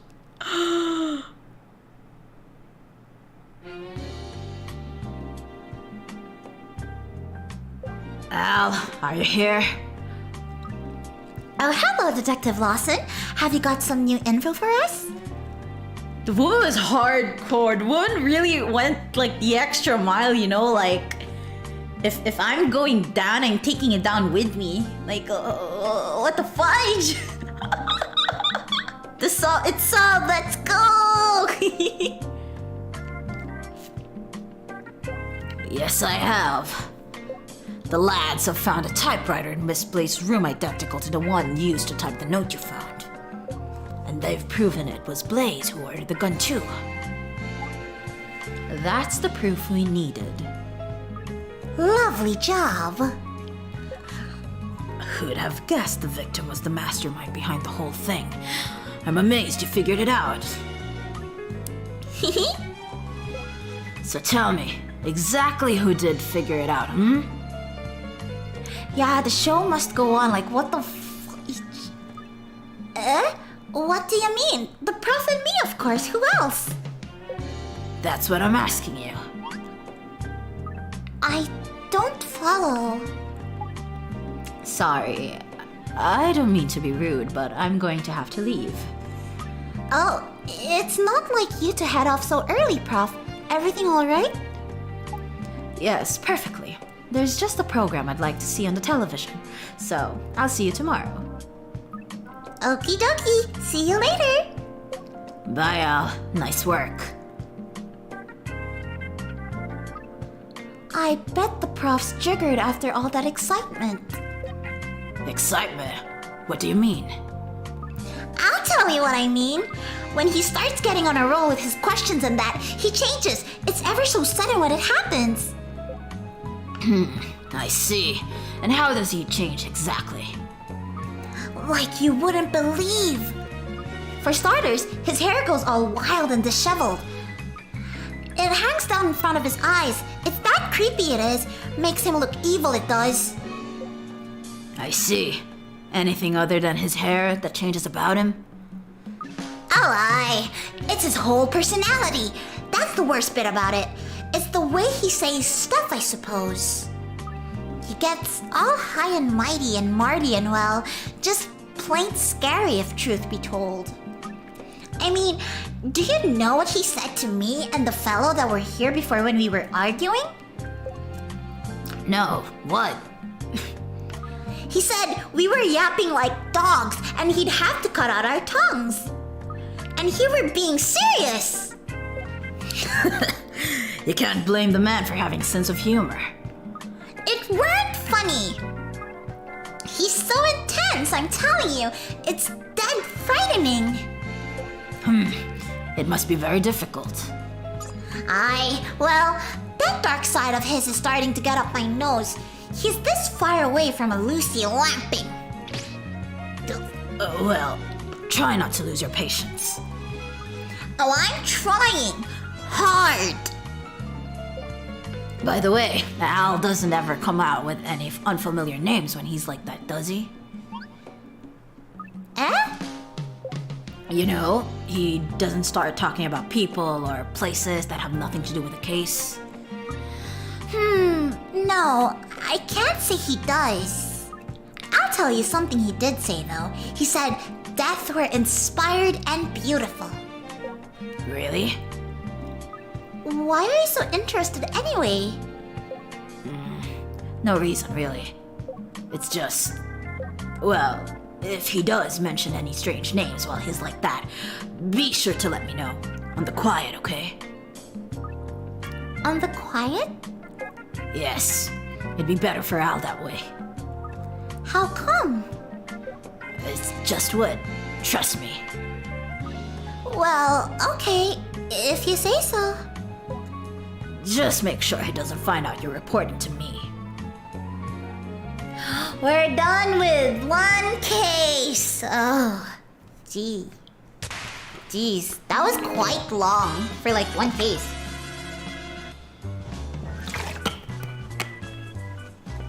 Then again, it is like a 2-star. So, I've been streaming for 2 hours. Should I go longer? Should I go for one more case, bros? I mean, the next one is a 3-star, so that's fine. Okay, let's go with one more. Let's try and solve two cases. Final mystery with Prof's dark side, probably. Yeah, right? More case. Let's go with one more case. My throat can still go on. I hope I don't have to voice any rough characters. I don't. Wait, I have to do a gargle. Chotto.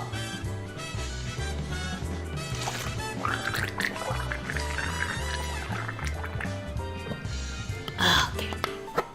Excuse me. Okay. Mind if I barged in on ya? Hello, Dustin. Is it that time already? Nah, I ain't come to do the cleaning just yet. I got a funny story you might be interested in, that's all.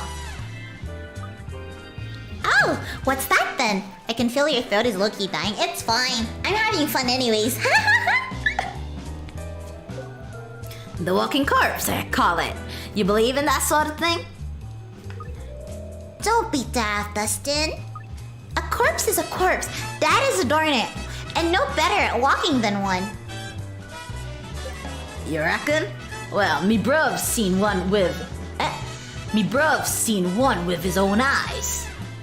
And what's more, it was possessed, being controlled by a demon. Intriguing indeed, Dustin. Tell us more. Aye, you've got me hooked on this tale now. Come on, let's hear it. Thought you might say that. I get the whole thing written down here in this file. I've no doubt you two will figure it out. You figure out what's what with it. What's what with it? Don't you worry, Dustin. Every puzzle has an answer, they say, and the prof always finds it. Good to hear. And if you can't help me bro, while you're at it, that'd be diamond. That'd be diamond. I can't figure out his accent. I think it's like is it like a Scottish or like an Irish? I don't know. I can only do like a black person, I think. I don't know. Your brother? Dustin? How's he involved? Okay, wait. First I have to... Actually, no. A fascinating case. That's how the prof described it. But fascinating weren't the word. More like plain frightening. Oh, the sound. It were like in a tiny clifftop hut. The victim were an archaeologist. He had an axe planted in his brow. What the fudge? There were 4 suspects. Well, 4 human ones and someone else. Nearby villagers were saying it were the work of a demon. But demons don't exist. I were sure of that. Once we'd finished working on this case, though, I were a bit wiser. Demons do exist. Oh, aye. The walking corpse. I'm kind of regretting continuing this case. Wait, I have to eat. Let me eat chips.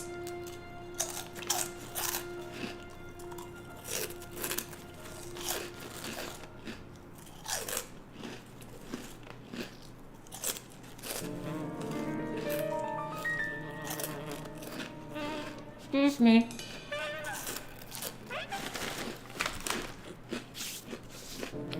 Okay, I think that's fine.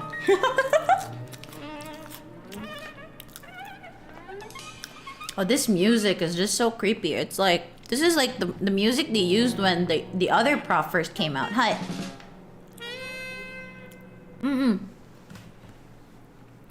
Asteroid flash. Please don't remind me of the room again. Oh, negay. I'm too scared now. I see. Dustin did a good job of talking us into this one, didn't he? What do you mean? Let me explain the case a bit. A small group of archaeologists were carrying out a dig at an ancient site in the South American jungle. The day after they commenced work, the body of the group's leader, a Dr. Archaeology, was discovered.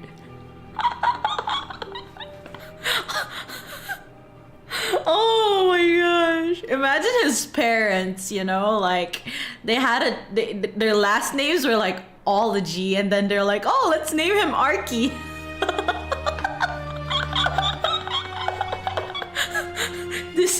This man has been living his whole, like, imagine if he went into like a different profession, you know, instead of being an archaeologist, like if he went to be like, I don't know, an engineer, he would be named as like engineer archaeology, like. Oh my god. Oh dear. Oh dear. Okay. Murder, is it? A major world. Sorry, wait. Okay. Whew. Okay, it's fine. Well, this is what we know. Ology and his crew had made what was thought to be a very significant discovery, a curious stone idol. Eeh! What a creepy little chap! Back at their hotel, the team asked the proprietor if he had a safe place where they could store their finds. He recommended a small hut at the top of a nearby cliff. Oh, aye. Cliff tops provide natural defenses, don't they? I remember that from second-year geography. That evening, a local who'd been helping out on the dig presented the team with some homemade liquor. Keen to celebrate their great find, Olaji and another member of the crew started drinking. It was the middle of the night that things started to go wrong. The phone rang at the front desk of the hotel with a call from the hut. It was Oloji's on the line screaming, "It's a demon! It's going to kill me! Help!" The proprietor rushed over to the hut, but the door was locked. Apparently, it's a special lock that has only one key, which is impossible to duplicate. The music is scaring me, actually. Oh my god. The proprietor, a man by the name of Maika Sasukasa.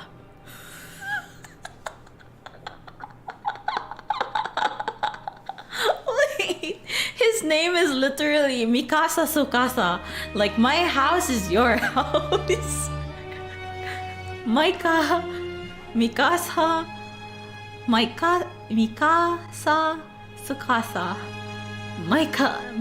Sukasa. Mikasa Sukasa had no choice but to break the door down. Wait.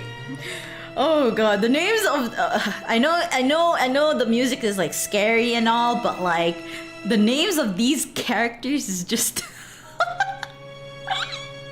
Okay, let's do this. Okay, let's continue.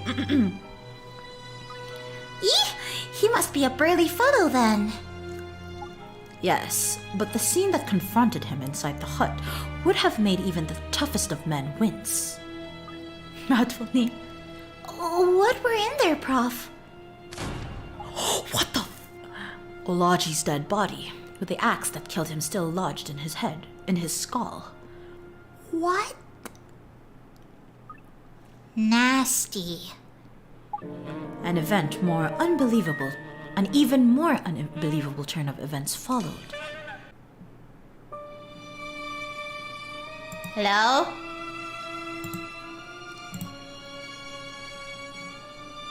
Okay, so this is what happened? What the fudge? So, okay, I'm gonna read it. Oloji's lifeless corpse got up and launched to attack. Bro, what the fudge? Give over! There were two witnesses, despite the apparent impossibility of the incident. The body moved, what the fudge? Eeh, I've got chills running down my spine now. The ensuing investigation revealed another interesting fact. The stone idol the team had found on the dig had completely vanished from the scene. Apparently, it was possessed by a demon. Come on, Prof. You don't really believe it were the work of a demon, do you? That's what was rumored to be the case among the locals in the area. Don't you think maybe we should leave well alone in this case, Prof? We can't. The local police are detaining one of the archaeologists who was asleep outside the hut. There you go, see? It were not demon, it were a human. I knew it!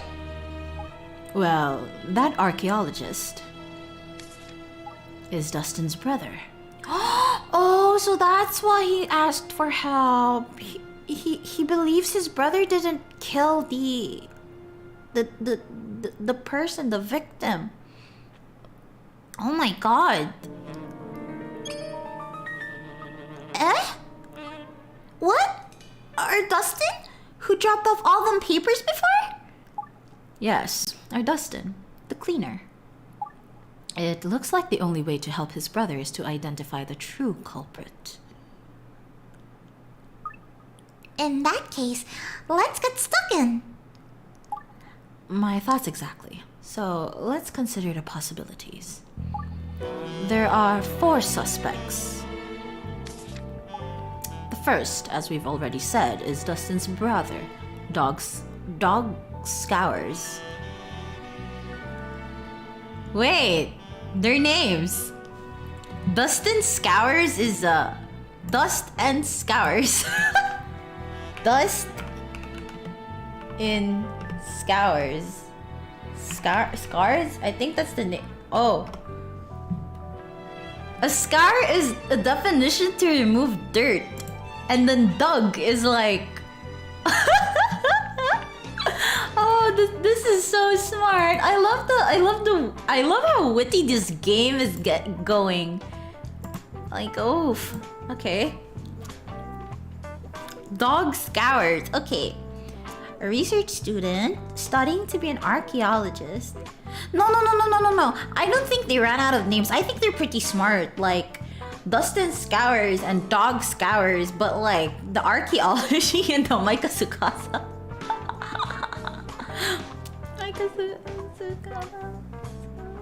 Maika Sasukasa is like, it's kind of corny, but like the Dustin and the Dog Scours, and there's even like a Florence sick. Like you know Florence sick, right? It's the girl who was like on a wheelchair with the IV drip, and because she works in the forensics, her name is Florence sick. Like, Ino smart level. BRB Ina, I'ma eat dinner. Okay, eat well, tara tayo. Hi. Actually, you know what? I'm gonna take a toilet break. Chotto matte minna. Gonna take a toilet break. I will first get out of this mortal body of mine. Hiya!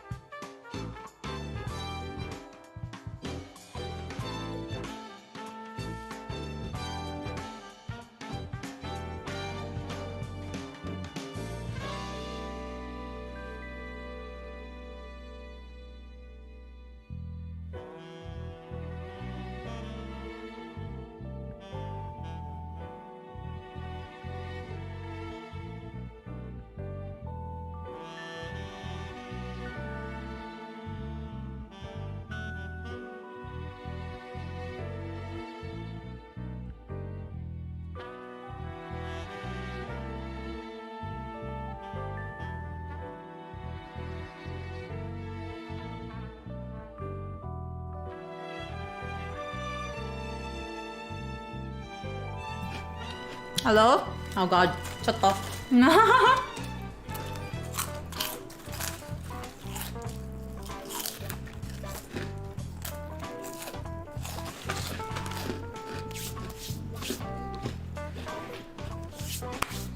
Okay.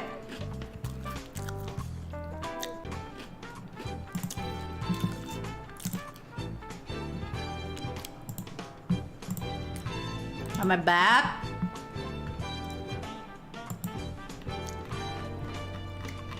Are we back, Bryce? Chotto. We just... Wait. I'm eating like chips.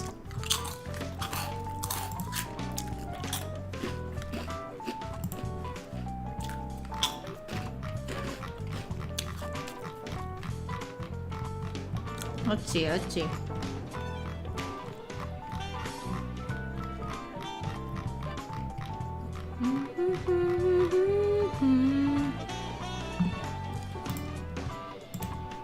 Oh god. There we go.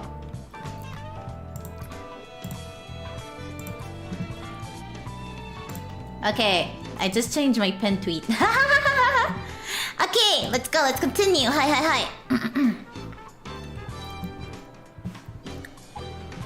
On the night of the murder, he and Oloji were drinking together alone. Unfortunately, they got drunk, and now Scours can't remember what happened. If he weren't Dustin's brother, I'd be more than a little suspicious of that. Well, Lucy, he's still a suspect. We can't rule out the possibility that he's guilty. The next suspect is the owner of the hotel, Maika Sasukasa.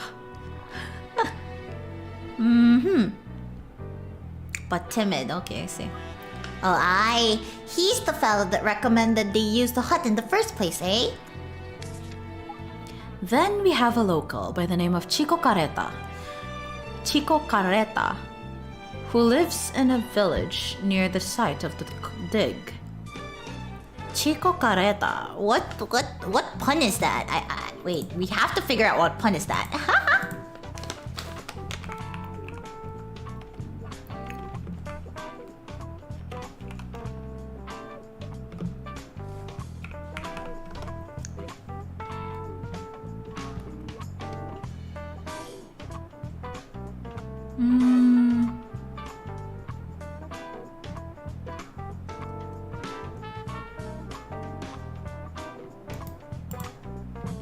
Chico Carreta.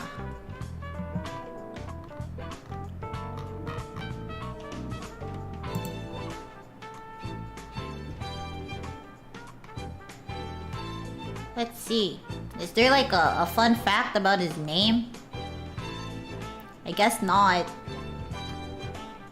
Chico is Spanish for boy, and careta is a Spanish synonym for mask, referring to his habit of using mask.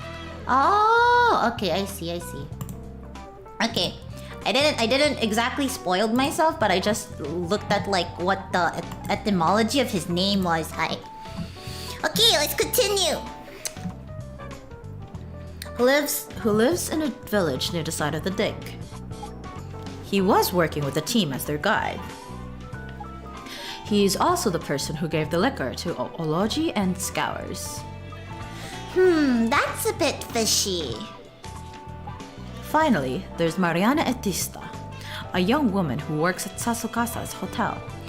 Mariana is basically like, it's like a pun for Maria something, like a marionette. I don't know. A young girl from Caracas who works at the hotel. The pair are engaged to be married. Oh, 19. I actually didn't see the boys. Chico Carreta's age. Ooh, I see. She's the one who heard Ology's dying screams over the phone. The last doesn't look much like a murderer, I must say. And that's all our suspects. There are a number of very peculiar things about this case. But the biggest mystery is how the murder took place. Aye, cause when Sasukasa got to the door were still locked shut from the inside, weren't it? Yes, and the only window in the hut is barred, making it impossible for anyone to get in or out that way. So, where did the killer disappear to then? Where indeed. Those are all of the details we have so far. With so little information to go on, I'm sure you'll find it hard to guess who the culprit is. But still, what's your gut feeling, Lucy? Always start with your gut feeling, eh, Prof? Absolutely. Right, well, I can't say this case doesn't give me the willies, but I'll give it my best bash. Let's ask for advice. What we need to do is trace the killer's actions in the hut step by step. If we do that correctly, it will lead us to the identity of the guilty party. Have a think about it. Very well. Let me tell you what I think. According to my estimations, the killer is Carreta, the guide. What? That little lad? Oh, so that's where the option will lead. I should have investigated the investigation scenes. Yes, let's see. I'm 95.1%. 95.1% sure. I'd very much like to interview Mr. Carreta in person. I wonder where we can find him. It might take us a while to track him down, what with him living in the middle of the jungle, eh? I'll just bob out and see what I can do, alright? I should have investigated the crime scene first. Hey, Prof, we're dead lucky. Carreta's right here in town. It just so happens he's overdoing a spot of sightseeing. Uncannily convenient. But still, let's not waste the chance to call him in then. Already done. He's on his way right now. Oh, he's 25. And he's about to marry a 19-year-old. So that's a gap of like 6 years. Oof. Okay. Good. Then let's quickly go over what we know about the man before he arrives. Well, he's an expert on the ancient site and speaks some English, so he were a good choice as the guide. Yes, it seems English speakers are in short supply in the village where he comes from. Did you know this, Prof? Looks like Kareta and that this the last are engaged to be married. They make a champion couple, they do. Yes, they do. They seem like a good match. Shame he's our prime suspect, eh? Oh! And here he is. Look. Right, let's get to the truth.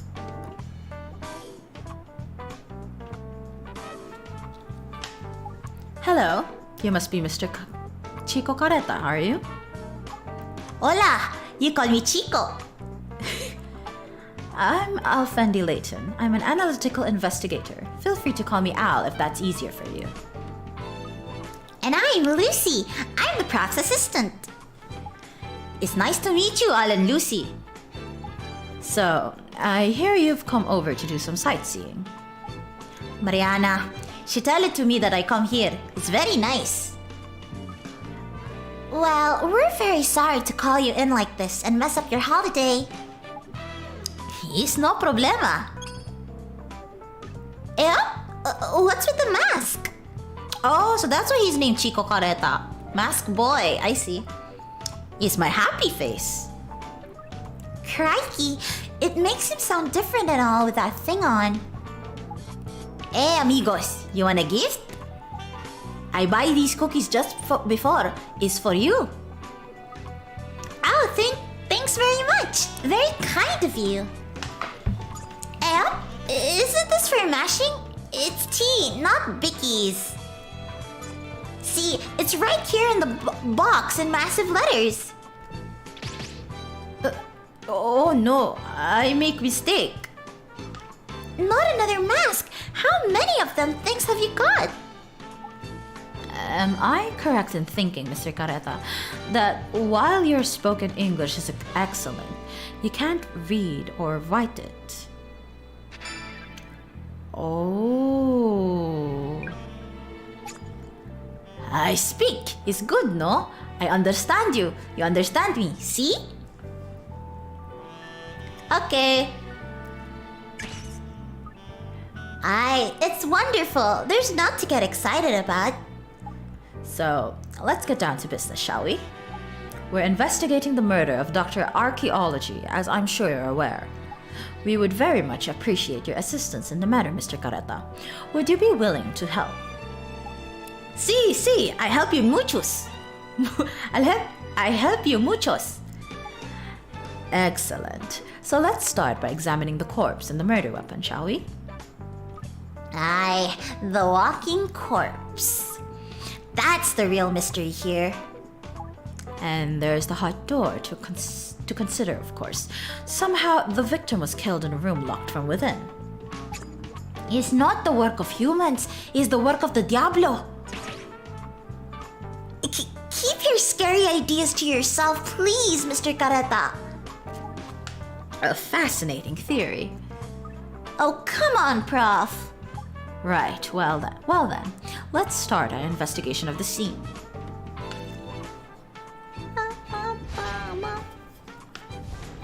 Let's try and look for the corpse first. So, where do you want to start? Let's go for the corpse first. Now, let's examine the body. Brr.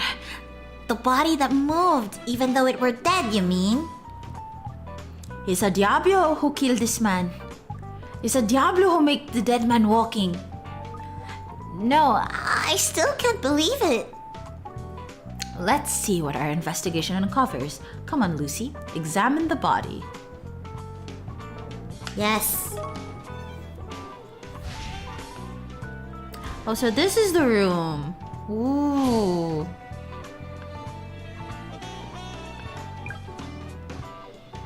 It's the bloodstain. The hotkey. And the corpse. See? Look, the corpse marker is not on the butt anymore. It's on the back. Ugh. Olaji's dead body with the axe still lodged in his skull. His jacket collar is ripped, okay. Well, this is it. The walking corpse. Yes, a grim sight.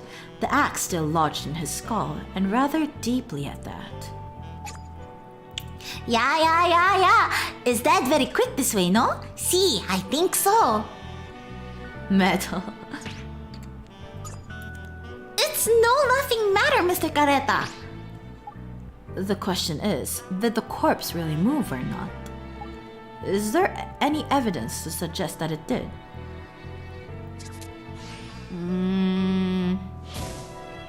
I guess the blood? Yeah, it's from the chair. It started from the chair. The blood stain. Okay, first let's try to examine the room first. I didn't get the chance to examine the room first, so let's go with this one first. A suitcase.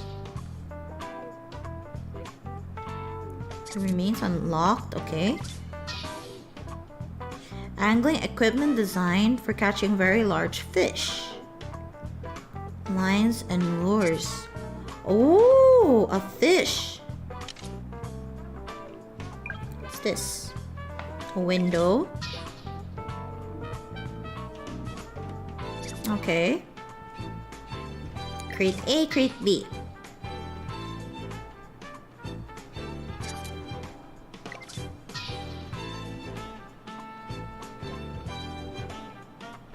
Ancient weapons. Oh, okay. What other... Oh. Ooh. Thin wire or cord of some kind.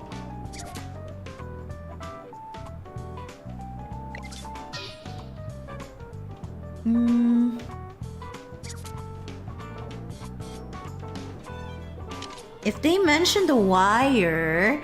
Oh! Someone must have manipulated using a wire to move the body. Chopping block.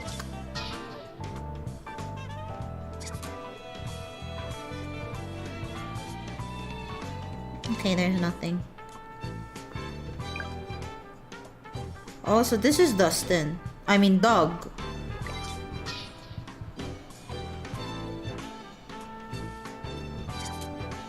Wiped off the knob.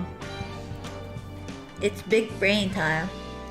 I'm eating midstream. I'm eating chips. Don't worry, I've already ate a heavy meal before I started streaming. Hi. It's fine. I'm just doing snacks. Brass hinges affixed to the door and framed on the outside of the hut.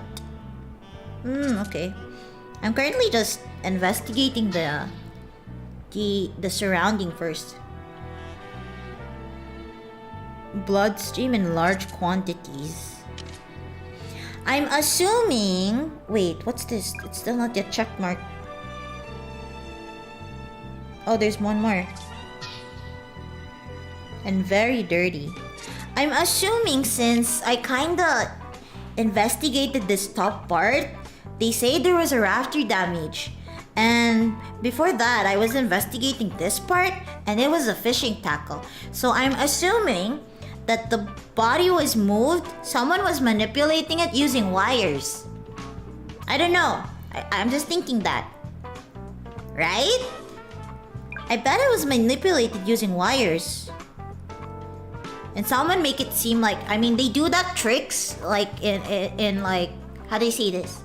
You guys know how in like gymnastics and stuff where they're hanging by like a thread or like a wire thing, or like in magic shows, not gonna lie, when they switch like capes, when they remove their capes and then they're using like probably for preventing fingerprints. No. It's because in this case they said that they made the corpse move. So I'm assuming, and then they were like, oh, it's the work of a demon because the corpse is moving, you know, quote unquote moving. So it must have been that he was hooked with wires, you know, to make it seem like he moved because he's already dead. So they're like, I don't know. I'm just assuming. But that probably must have happened, right? I don't know if I'm big braining this or if I'm just assuming too much. Let's see. Okay. What's this? Coat hook. A coat hook. Why is there a coat hook? See? Hello, Tirataya. Welcome back. Okay, as I was telling chat, I'm assuming... Well, I'm currently investigating the scene of the crime, right? I'm an artist. Oh, that's fine. It's fine. It's fine. Like I said, I'm not a priority. Please prioritize. Like I said, I'm gonna repeat it for everyone in chat. So number 1, your priority should be your friends and family and significant others. Hi, number 1. Number 2 would be your work and study. Number 3, oh wait, no, joke. Okay, first and foremost, I forgot. Your number 1 priority is your safety. Hi, please be safe. Don't get out late at night. Always, you know, be careful in your life. Number 2 would be your friends and family. Hi. And your significant others. If you guys have significant others, sorry, I'm single. And then for number 3, it should be your work or your studies or anything important, your jobs, anything, you know? Number 4 would be, you know, dinner, like eating food. Like, please, don't, if you haven't eaten dinner yet and you're just watching me, no, I'm not gonna be happy with that. Just eat, okay? It's fine. I'm not gonna disappear. I'm just here. And then number, I don't know, 5, 6. I'm like below the list. It's fine. It's fine. You're watching me while drawing? Oh god, now I feel God, I have you're like Akay Butasan who puts me on TV while you are like having like a monitor and then you're oh god. You're eating bad. It's fine. I was eating prawn crackers. Okay. So, you guys know this case, right? I'm gonna do a recap of this case. So apparently,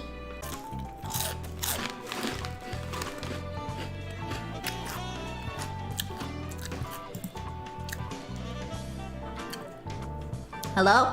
There we go. As I was saying, okay? As I was saying, I'm gonna do a recap of this case, okay? So they said that the body was moving, right? That the corpse moved, right? That they died and then the corpse moved and it was the work of a devil. Well, I was busy. I was investigating like the scene of the crime, right? I was investigating the scene of the crime. And there was like fishing hooks here. There was like wires here, see? And then over here, they said that there's a raft damage. Look at that. There's a damage on the raft. And then for this one, you can see there's a coat hook. See? So, I'm going to assume that they made it seem like the suspect here made it seem like the body was moved by a devil, but it was actually moved by like fishing wires. See?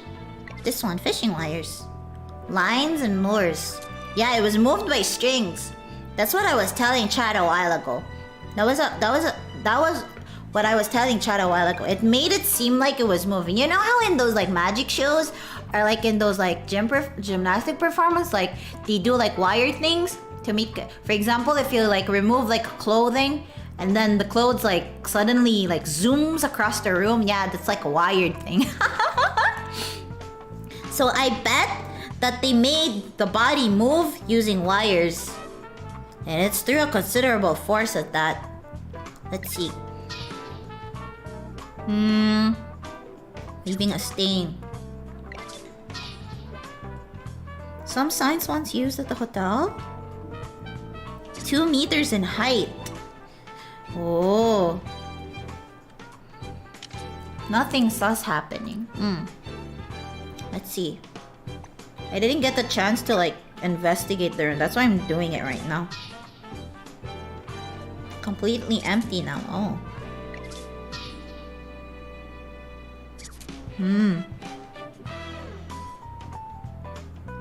It's empty now. Okay. Let's see. This one is table. 2 glasses on it. Okay. Anything more? Written notes. Stone idol crate C. Oh, so that's why the crate number the C crate is empty. It's because the stone idol is there. So they were trying to steal the stone idol. I see. Are on it. Photo notes. A crack in the idol's head. Are on it. Okay. Let's see.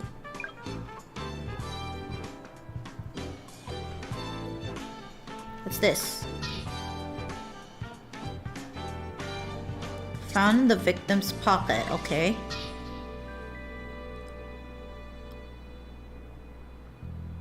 All prints have been wiped off. Oh, okay.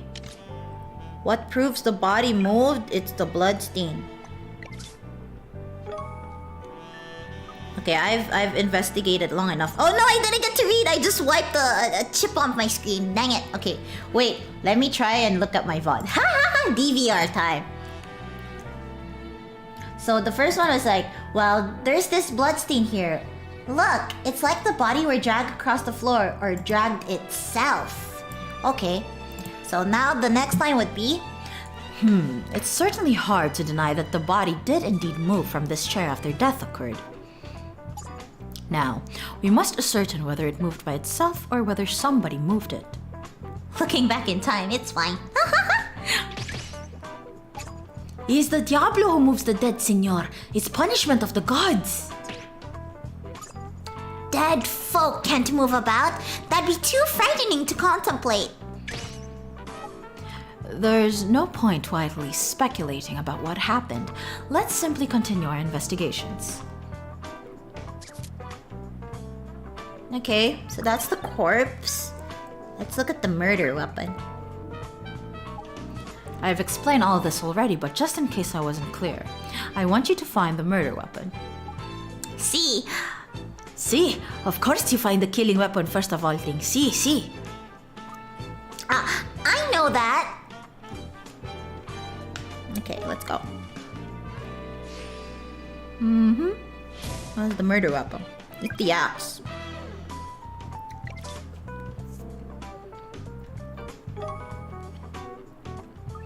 Well, it's this axe here. That's your murder weapon. Oh god, something is stuck in my throat. Ah. Okay, there we go. I managed to swallow it.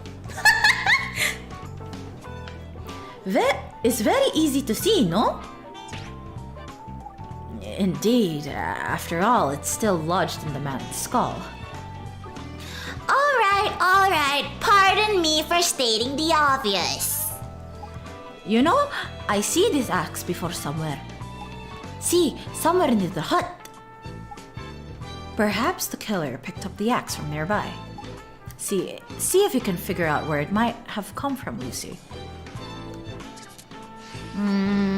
It's the one outside. It's the one outside. It's here. This one.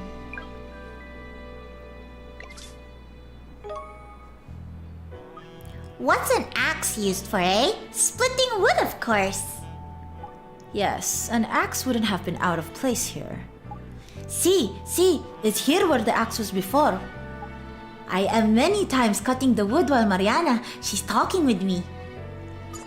So the killer must have grabbed the axe from here before heading into the hut then, eh?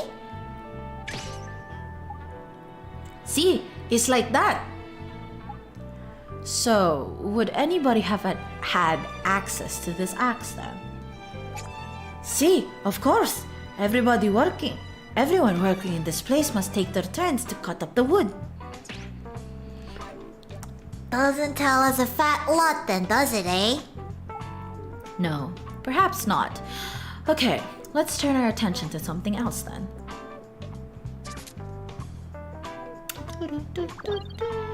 Wait, I have to lower the... There you go. Tucked from inside. When the hotel proprietor and Miss Atista came running to the hut, they found the door locked. Yet, when Mr. Sasokasa broke the door down and went inside, the killer was nowhere to be seen. How did he or she pull that one off then, eh? Maybe it passes through the walls? Or it makes itself minusculo and squeezes through the bars of the window. Both rather far out ideas, thank you. Thank you, Mr. Karata. We're looking for someone actually based in reality, I think. He's a Diablo. This killer is not worried about the reality. Let's take the possibilities one by one. We'll start by examining the window, shall we, Lucy? Okay, let's go. Window. Okay. Where's the window? Here. Window.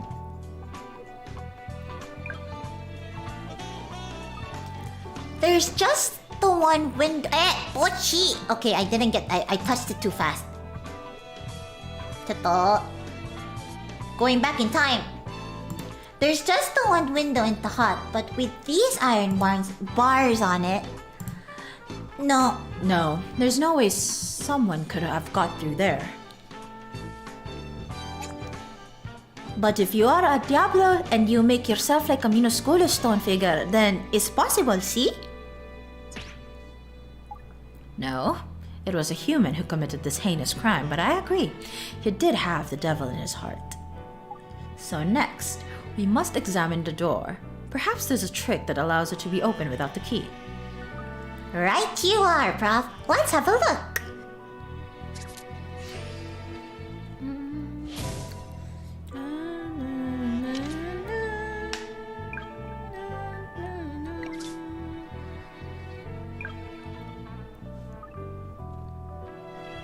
Eek! It's a tough-looking door, this. There's something rather odd about this door. Oh, what's that, Prof? Never mind for now. It looks like the door was definitely locked. There can be no question of that. Couldn't there have been a duplicate key, though? It's a very special lock. It's not possible to make the duplicate key. Senor Sasokasa, he's always telling us it is so. It's something he's very proud of. And that one and only key was found inside the hut. I think we'd best take a look at that key, don't you? A good idea, yes. Do you think you can find the key to the hut, Lucy? Leave it to me, Prof. Okay. I should not take a while for this. Tato. The key is at this one. Okay. Over here, Prof. I found it. The key to the hut. In the victim's pocket, was it? Very interesting. I don't suppose the killer could have got the key back in Olaji's pocket from outside after locking up. See, if the killer is Diablo, yeah. What's up, Prof? Something that caught my eye when we examined the door before. There's something peculiar about it. Peculiar? What? There's something about the hut door that's quite different from other doors. See if you can spot it. Okay, I think it's the hinges then. I think it's the door hinges. Oh wait, well, it's this one.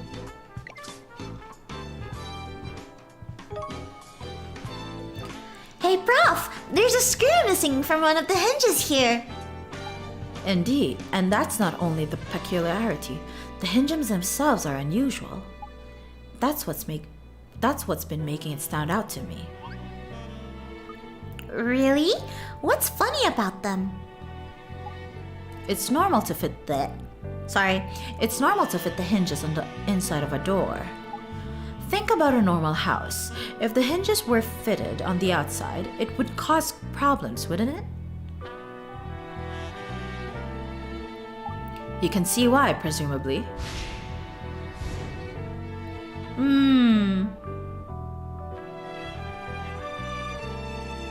The door could be removed.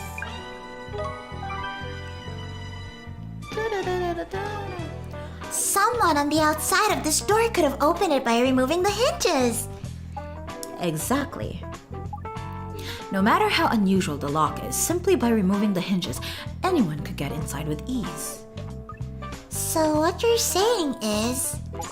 The hut wasn't necessarily the impenetrable fortress we've been led to believe it was. Yeah, it's very dangerous. So we've cracked it! I no realize something like this possible. Incredible! It's a little too soon for celebrations, Lucy. We need some evidence that the door really was removed in that way. Look for the missing screw. That will likely tell us something.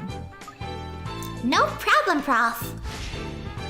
Okay, let's see.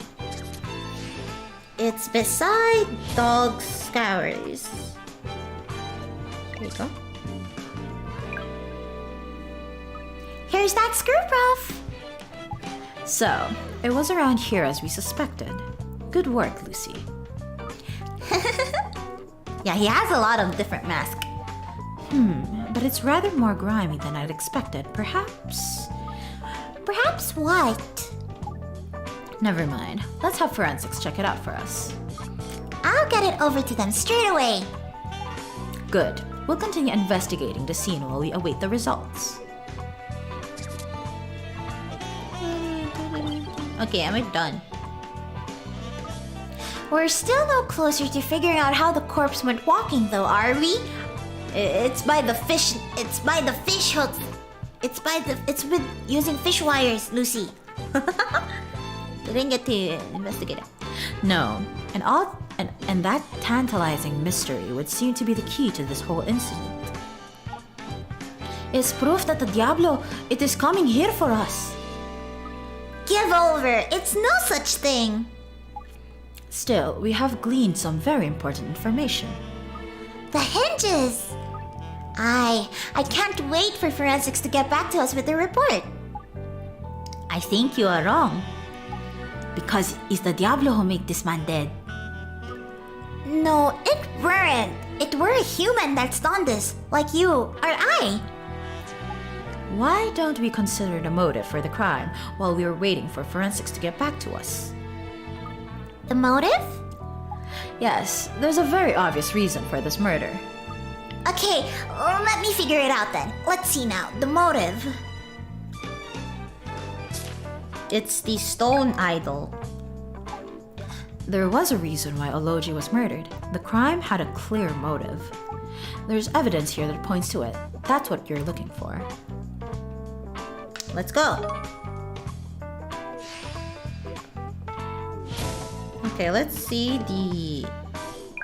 I don't know, let's touch the picture first. Oh no, it's not this one.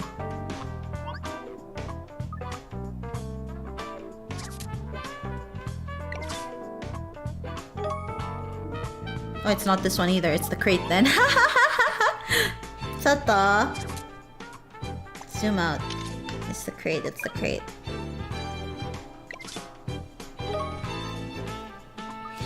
This crate here is empty. The killer must have stolen whatever were inside. And what do you think was inside that crate? Okay, so that's where I'm gonna go for the picture. Okay. It's the picture, this one. With the notes. It were the stone idol in there. That's where we're in the crate. That's what we're in the crate. Oh god. Ina, read.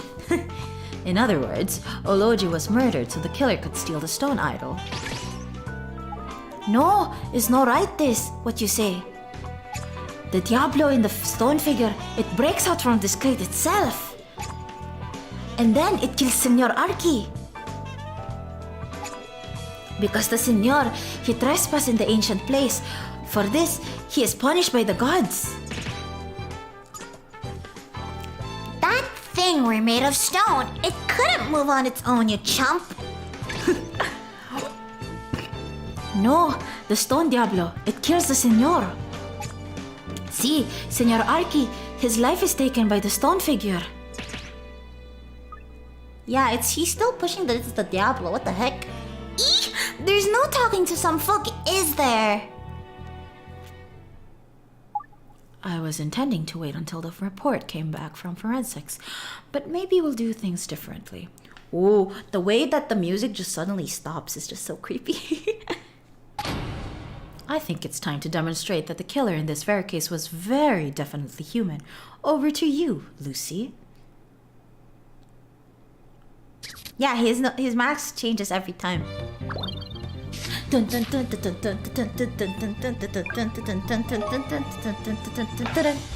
Okay. Oh wow, we're doing a pseudo trial. The perpetrator of this crime, who killed archaeology and stole the stone idol, could not have been a demon. Now there's tiki masks. What? it's Chico Careta. His name is basically a mask boy. It literally means a mask and a boy. Hi. No, the killer is human, but a human that possesses the heart of a demon. Yeah. It's no possible. The killer cannot be human. It's making no sense. It's impossible.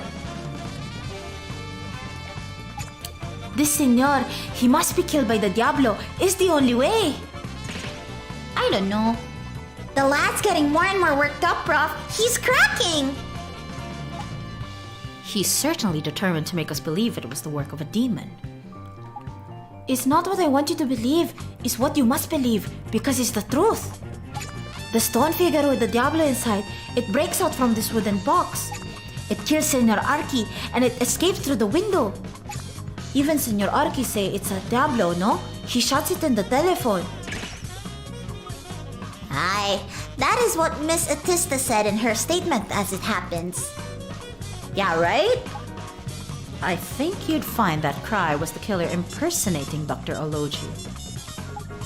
A simple examination of the intercom by the door will make that immediately clear, Lucy, would you?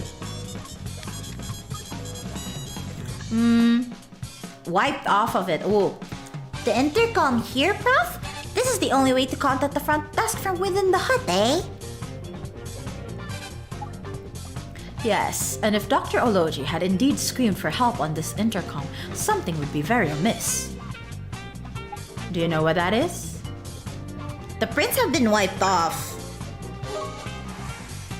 Come on. There you go. Haha! It's cause the fingerprints have been wiped off, isn't it, eh? Ology would hardly have wiped off his own prints if he were in the middle of being attacked by a demon. And surely no demon would be concerned with wiping its victim's fingerprints away. I say nothing. No. No, it's pretty plain to see. The scream down the intercom were the killer impersonating Dr. Ology. Whoever it was knew he wouldn't be found out on account of the poor sound quality. And that's not all. There's evidence on the scene that contradicts the possibility that the demon broke out of the crate itself. Do you know what that evidence is? 3 crates were open.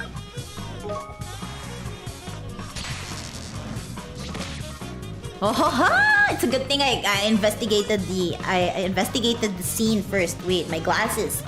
Chotto, my glasses. They're kind of blurred. Okay, let's see. Okay, there we go. If the stone idol broke itself out of the crate it were in, then how come there's 3 crates with their lids off, eh? Is because... See, because the force, it is so much. I don't think so. I think the killer didn't know what was inside each crate. So he opened the crates one by one until he located a stone idol. Oh, it's because he can't read. Maybe the Diablo, it is making a person do these things for it. You just won't let this Diablo thing go, will you? Demons like that of which you speak do not exist. What do exist are humans with demons in their hearts. Who has the demonic heart in this case, Lucy? Why don't you enlighten us? This one.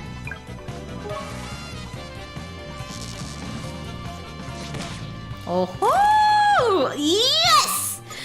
Olaji's killer were you, Mr. Careta. Oh god. Muchacha, it hurt me very much you say this. Oh look, he pulled up a wrong face. If it's true and someone is taking the stone figure, why you think it's me? You have something evidence that I am killer? Certainly we do. Along with one other piece of evidence, the 3 open crates heavily implicate you in this crime. With that additional evidence, the truth is blindingly obvious. Is it? Let me give you a hint. It has to do with the biscuits that you brought us as a gift, Mr. Careta. He couldn't read! Give the killer away. Is it this one?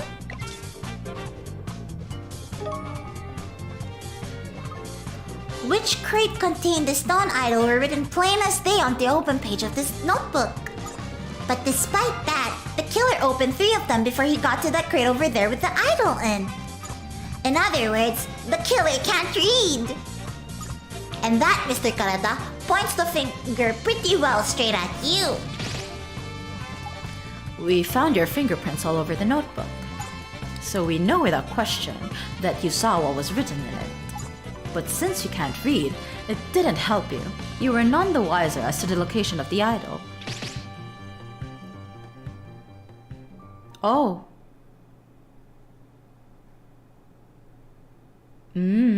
Oh, the music stopped. Oh. See, it's true.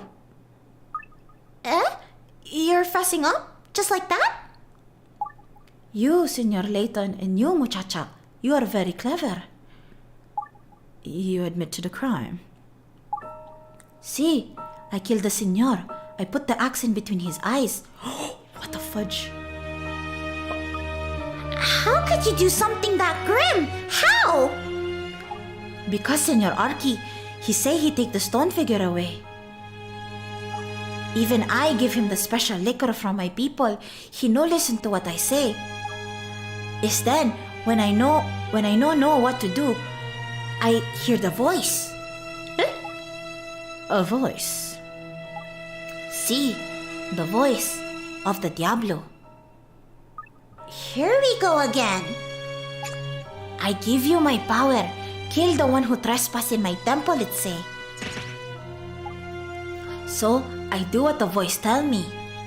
I leave the door of the hut locked, and I pass through the walls to no be there.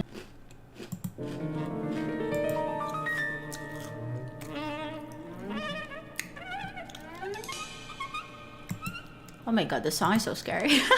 Are we back? Okay. Is the power of the Diablo in me? I mean, given Twix that he can't really speak English, it's very natural that he'll speak kinda like a baby. Because he can't speak English. English is not his first language, it's understandable. Give over. You can't pass through walls. That just doesn't happen. See, and the way that senor, he moved, is the Diablo as well. Big Senor sa su casa, he ran away shaking and screaming like a muchacha. It's very funny. What you describe is impossible. No, it's not possible to explain these things if you no believe in this Diablo. Aye, it is. You could have taken the door off its hinges and...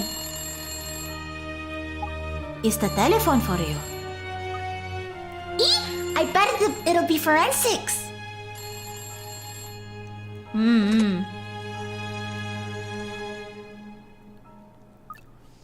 That were forensics, Prof, with their report. They've been over the hut door with a fine tooth comb, they said. But there's no way the hinges could have been tampered with, apparently. They had adhesive on. I see. Apparently, the owners say a screw were missing a few days earlier, so he drowned the hinges in glue. Oh! Mr. Sasokasa's given a statement to that effect now. Ah, So, does that mean it can't have been Mr. Careta that done it then? see? So, is okay if I leave now? I still no see the Buckingham Palace. And I have to buy some gifts for Mariana and everyone in my village. Ah.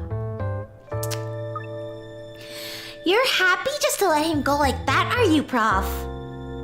Don't worry, we'll have a man on him. In any case, we can't detain him until we've solved the mystery. Aye, and we can't pin it on him while he's going on about this demon doing it, eh? No, we've got to get to the bottom of this one. Yes, there are two remaining points that we can't explain. How Careta managed to disappear from a locked room, and how, as we've been led to believe, the corpse came back to life. So, it's back to the crime scene, Lucy, until we find some answers. Okay. I kind of figured how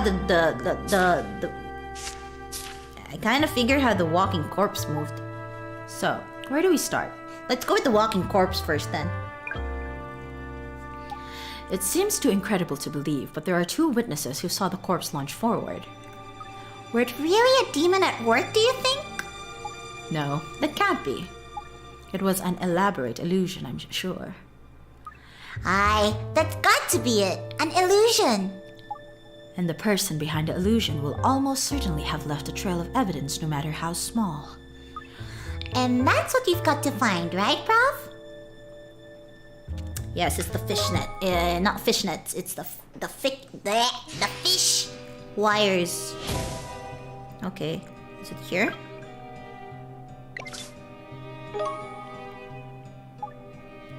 That certainly points to the sort of illusion I'm thinking of.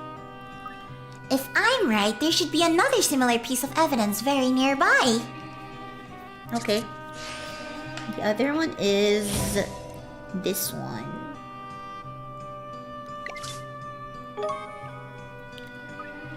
Here, Prof, what do you make of these nicks on bims up here in the rafters? Rafters? They look like they were made by a thin rope or wire of some sort. Yes, very suspicious. Aren't they just... What do you think caused notches like these then, Lucy?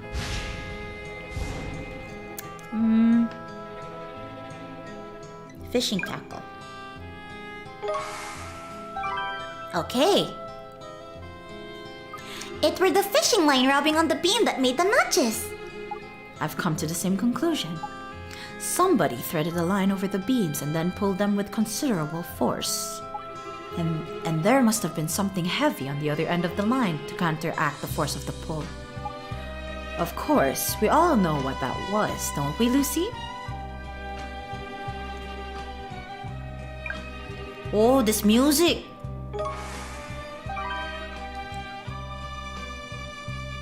Well, it were the body tied to the end of the line, were it? What else? Indeed. The fishing line passed over the rafters and was tied to the corpse. That explains how the killer made something spectacular appear to happen, which was, of course... With the dead body and the fishing line. Made the body move.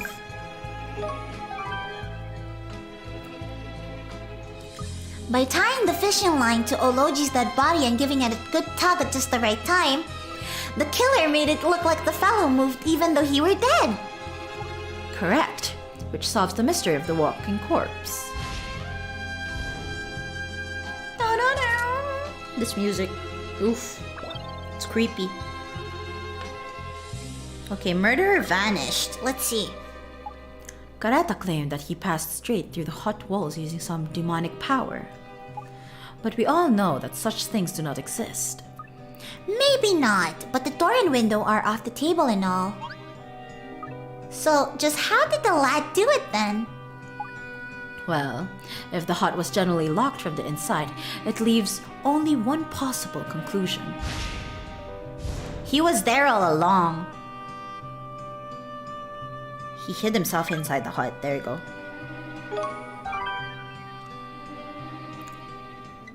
After he did Ology in, Careta must have hid himself somewhere inside the hut. Very good, Lucy. I've come to the exact same conclusion. Aye, that must be it. But where could he have hidden in such a tiny place as that, eh? That's the key question now. Perhaps we can identify some traces of evidence that show where Careta was hiding, do you think? Let's go.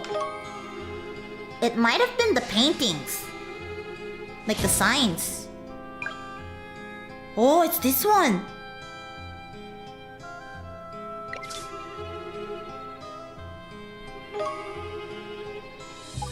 Okay, never mind. It's the local liquor. Look at the line there. It's a perfect line. This mark on the floor is a bit... the floor is a bit of an odd shape. I don't suppose it's related to where Careta hid himself, eh? It is an unusual shape, you're right. It looks like something must have been in the way of whatever spilled. So, let's try to think what might have made the spillage take this kind of shape. This one. It must have been one of these big signs. It must have been put here and got in the way of whatever spilled. Judging by their size and shape, though, none of them could have stood up alone. There would have been resting on something. Any ideas, Lucy? Propped up against this one.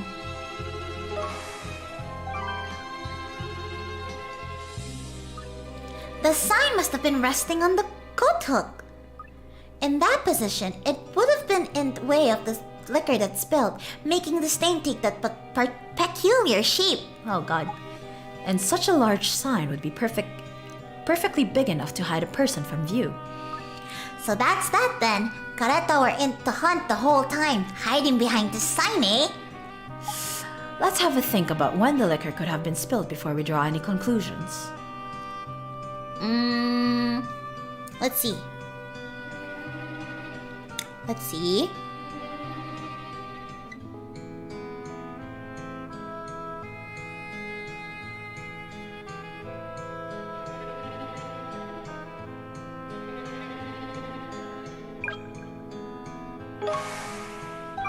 Okay. It must have been when the dead fellow moved. He must have knocked over the liquor. That's what I had concluded, which tells us that the sign must have been propped up on the hook at the point when the corpse moved. Then someone must have put the sign back when it were after that happened. Precisely. The sign is the answer to the mystery of how the hut was locked from the inside. Oh, this spooky music. Is it done? Have we solved all the mysteries? 100%! Now we've explained how the door were locked from the inside and how the body moved when it were dead. Yes, and Careta admitted himself that he killed Ology. There's no way he can talk his way out of it now. So it looks like we've solved this one without you getting all, worked up. Yes. Well, that's a bonus. Right. Time to get Careta back then, eh? Come on. Dun, dun, dun, dun, dun, dun. Now, we have all the evidence we need to prove Careta is guilty. We'll pin him down properly this time. Okay. Let's go. Last case of the day. So, how was your excursion to Buckingham Palace? It's not the season to see inside, they say. It's big problem for me. Mariana, she is looking forward to my pictures. Jojo Hichia. I don't want to make her sad. It's why I climbed over the fence. Oh god. More difficult than this level? Kinda, yeah. But the policia, he know like this. He brings me back to you. By Ek, Prof, you were right to stick a tail on him. It would seem so, yes. You no need me? If it's okay, I like to see more of your beautiful city. We do need you for Summit, Mr. Karetai. You see, we figured out how you did it. But I tell you already, I killed Senor Oloji with the axe, then I am disappearing through the wall. I'm afraid that we can't be. Humans cannot simply pass through walls. If it's not true, how can it be, Senor Layton? Allow us to take you through the events of that night, one step at a time. If it was your fake cry for help over the intercom that brought Mr. Sasokasa and Miss Itista to the hut. That's a JoJo reference? Oh god. When they got there, they found the door were locked. There can be no question about that. Absolutely. And the one and only uncopyable key was in the victim's pocket. So, Mr. Sasokasa was left with no choice but to break down the door to gain entry to the hut. Inside, he found only the grim corpse of Archaeology and no sign of his killer. See, it's like this because already I am passing through the walls and leaving this place. I don't believe that's the truth. I believe the perpetrator of this crime was still inside the hut. Lucy, would you care to tell Mr. Kareta exactly where in the hut the culprit was? In the corner of the hut.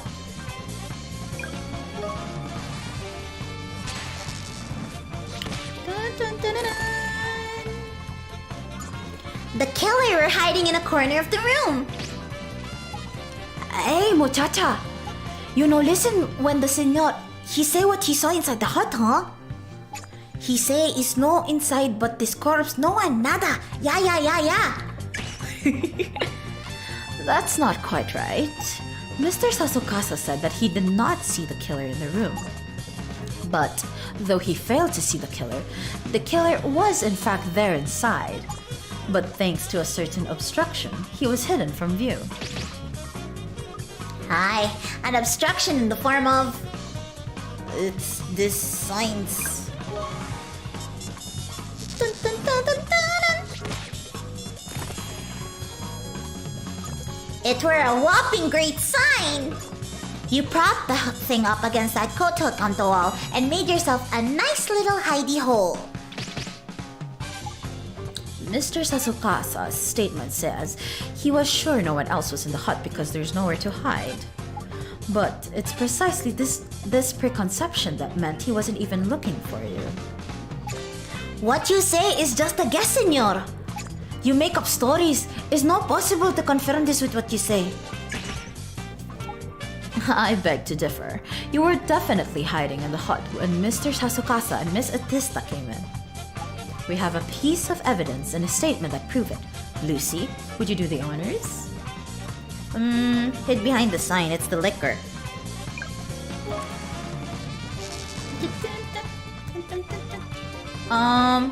Hid behind the sign.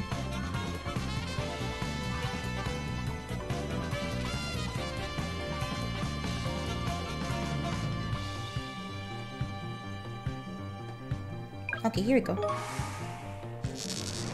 Dun, dun, dun, dun, dun, dun, dun, dun. Oh, let's go! Oh my god! Okay.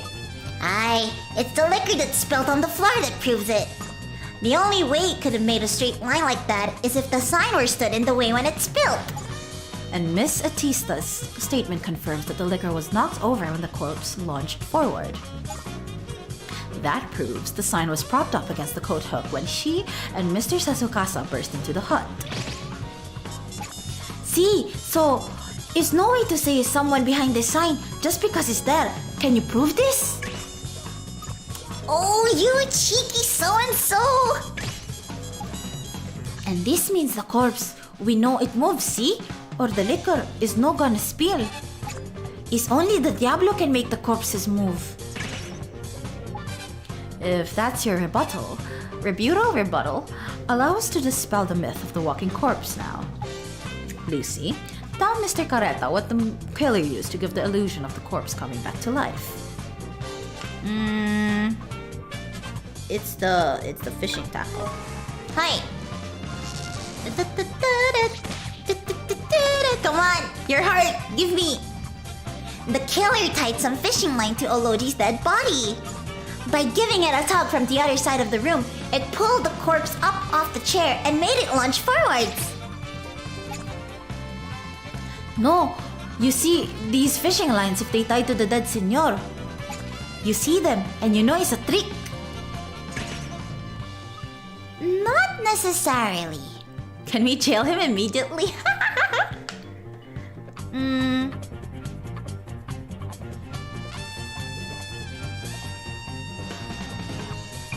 Oh, there's a new statement.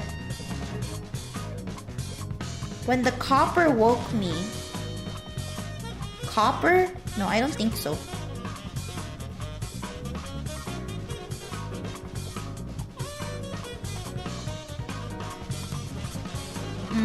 It's because it was dark, right?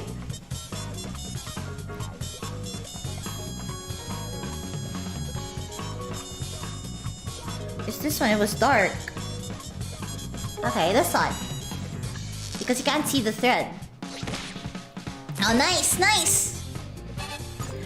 Mr. Sasukasa said in his statement that it were dark inside the hut. Thin, translucent fishing line in a dark room, and a corpse with an axe lodged in its skull. Faced with such a shocking spectacle, it would be very easy to miss the clear thin lines.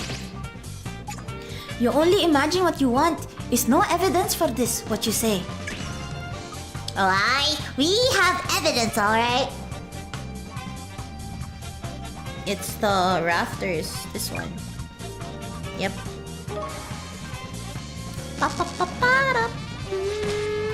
Come on, let's go! One more! There's nicks made by the fishing line at the rafters of the hut. And by considering the position of the notches, we can infer where the killer was standing to pull the line. So you see, we know the killer's location was... a corner of the hut. Dun, dun, dun. Let's go! Following the line from the body over the beams where the nicks are, you get to the corner of the hut. Oh, ooh, so this is what it looks like. Ooh. The same corner that were hidden from view behind the sign that were resting on the coat hook.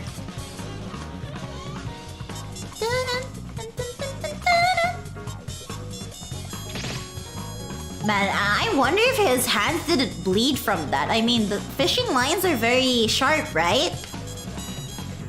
It's compelling proof that the killer, in other words, you, Mr. Careta, was hiding there behind the sign. See, I just do it like he's telling me to do. Like you were told. See, I hear it. The voice of the Diablo is telling me if I do everything like she tell me, it's all gonna be okay. She, it's Mariana, Etista. Oh, I've had just about enough of this Diablo mumbo jumbo. It's no mumbo jumbo. It's true. I hear the voice of the Diablo. This is taking too long. I can't hold it. Well. Prof! Oh, I believe you, Careta. Oh, crikey, here we go. Demons are real and all around us. You've picked a fine time to turn up and start prattling. You don't know, Lucy? Carefully led, the man can be a crazed killer. Yet, without direction, he's nothing. A mere puppet. Puppet? You mean marioneta? Who you say is marioneta? I'm talking about you. You steal and even kill, all because of this demon's voice. See, we must listen to the Diablo. If no, it's gonna make curse on our village. Idiot. Demons are illusions, living in the minds of the weak. Illusions have no powers to the curse. First you say demons exist, then you say they're illusions. Which is it, Prof? Make up your mind! Never mind, Lucy. You've obviously failed to understand. There's just one point we need to make clear. This Diablo's voice whispering in your ear, Careta, that was most certainly no demon. It was a human. A human that could see there was a demon inside you already. A human that knew just a suggestive murmur to that inner demon of yours could persuade you to slay Ology. Is no human, is Diablo. Surely you can see it. You can see who it was now, Lucy. Who was the voice of the demon that spoke to Careta? This one. Woo, let's go! Final hit! Hi! Break and broke it. Let's go! It were Miss Atista, weren't it? That's who the demon really was. Aye, she knew you better than anyone, didn't she, Mr. Careta? She were behind the whole thing. No, it's not possible. The voice of the Diablo is no Mariana. Oh, but it was. It was Atista on the other end of the intercom listening to you faking Ology's cries for help. See, it's true. I called to the hotel to make them come for Senor Ology. It's Mariana who is speaking.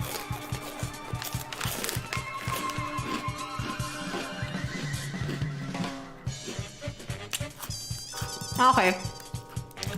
You guys caught a glimpse of the line before I got disconnected. Wait, let me go back in time. Let me see. Did it caught a glimpse of the line before I got disconnected? Oh yeah, it did. It's Mariana who is picking up at the other end. But I don't know this. It's only by chance. Okay, let's continue now. You say the sound quality on the intercom was poor. Yet you instantly recognized the person you were speaking to as Atista. See, it's normal. I know my novia. We gonna be marrying together. Oh, I know. So you think she could tell the difference between her fiancé and a quinquagenarian? Holy my god. Quinquagenarian. A 50-year-old prof's voice. Okay. I think that's what it means, God. Your two voices would have been very different indeed. See, it's different. But I am making an imitation of the Senor. Tell me, Careta, why are you here? Why England? Why now? Is because Mariana, she... Oh, yes, of course. Mariana. She suggested you come, didn't she? She suggested it just when the investigation into the murder was being reopened. It's by chance. It's only by chance. You've seen my little crime scene reconstruction toy, haven't you? Collecting the data for it is a pain. It takes a great deal of time at the original scene of the crime.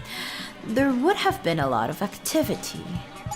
It would have been quite impossible for Sasokasa's hotel staff not to get wind of what was going on. It's No, Mariana. It's no her. She's nothing in this crime. Nada.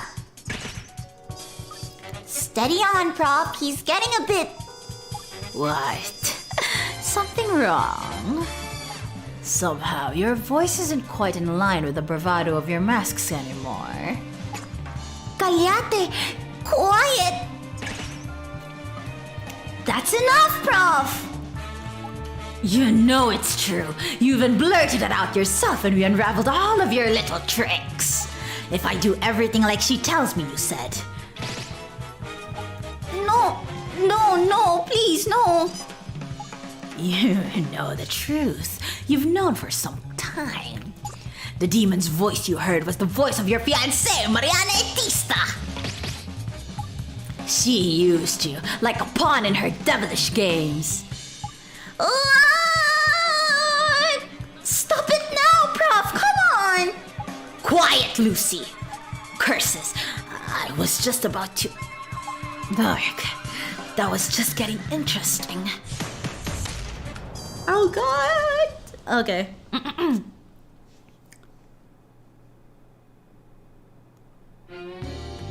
I hope I didn't peek. I feel like I peeked, but whatever. Who cares?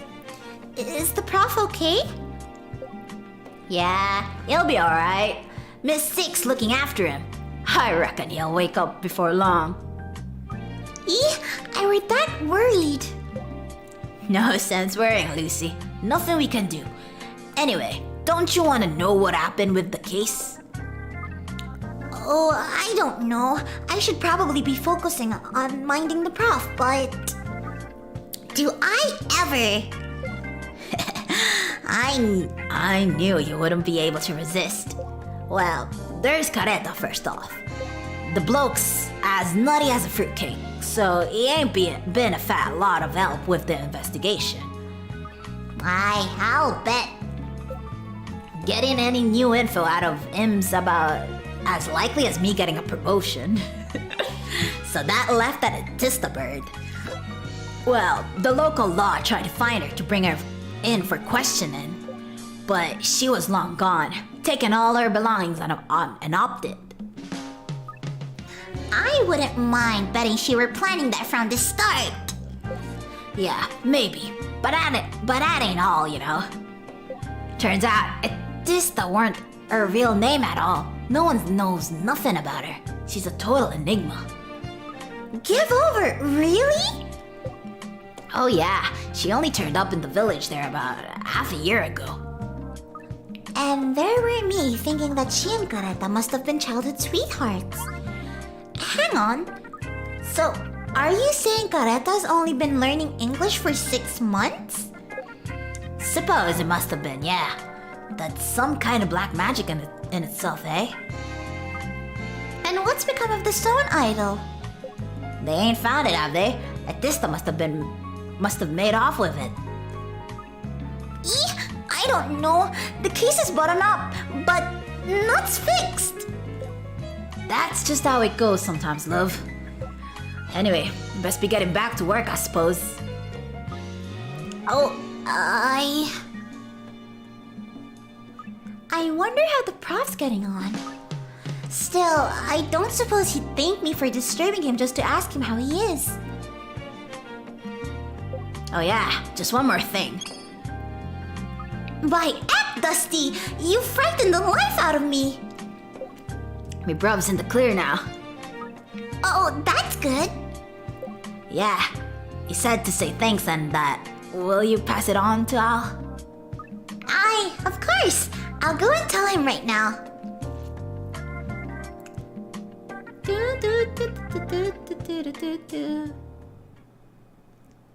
Yay! We have done, yet again, another case. Oh my god. Oh, okay, let me just focus on something. Okay, there we go. Let me just lower the volume down for this one. Hi! So, wait, let me just shift. Oh god, ちょっと待ってこれ。待って。My background. Oof, there you go. Hi! So, how did you guys like it? We're finally done with the case. We finally did 2 cases. Hi. Oh god, my throat is kind of parched. I hope you guys also enjoyed that as much as how I have enjoyed it too.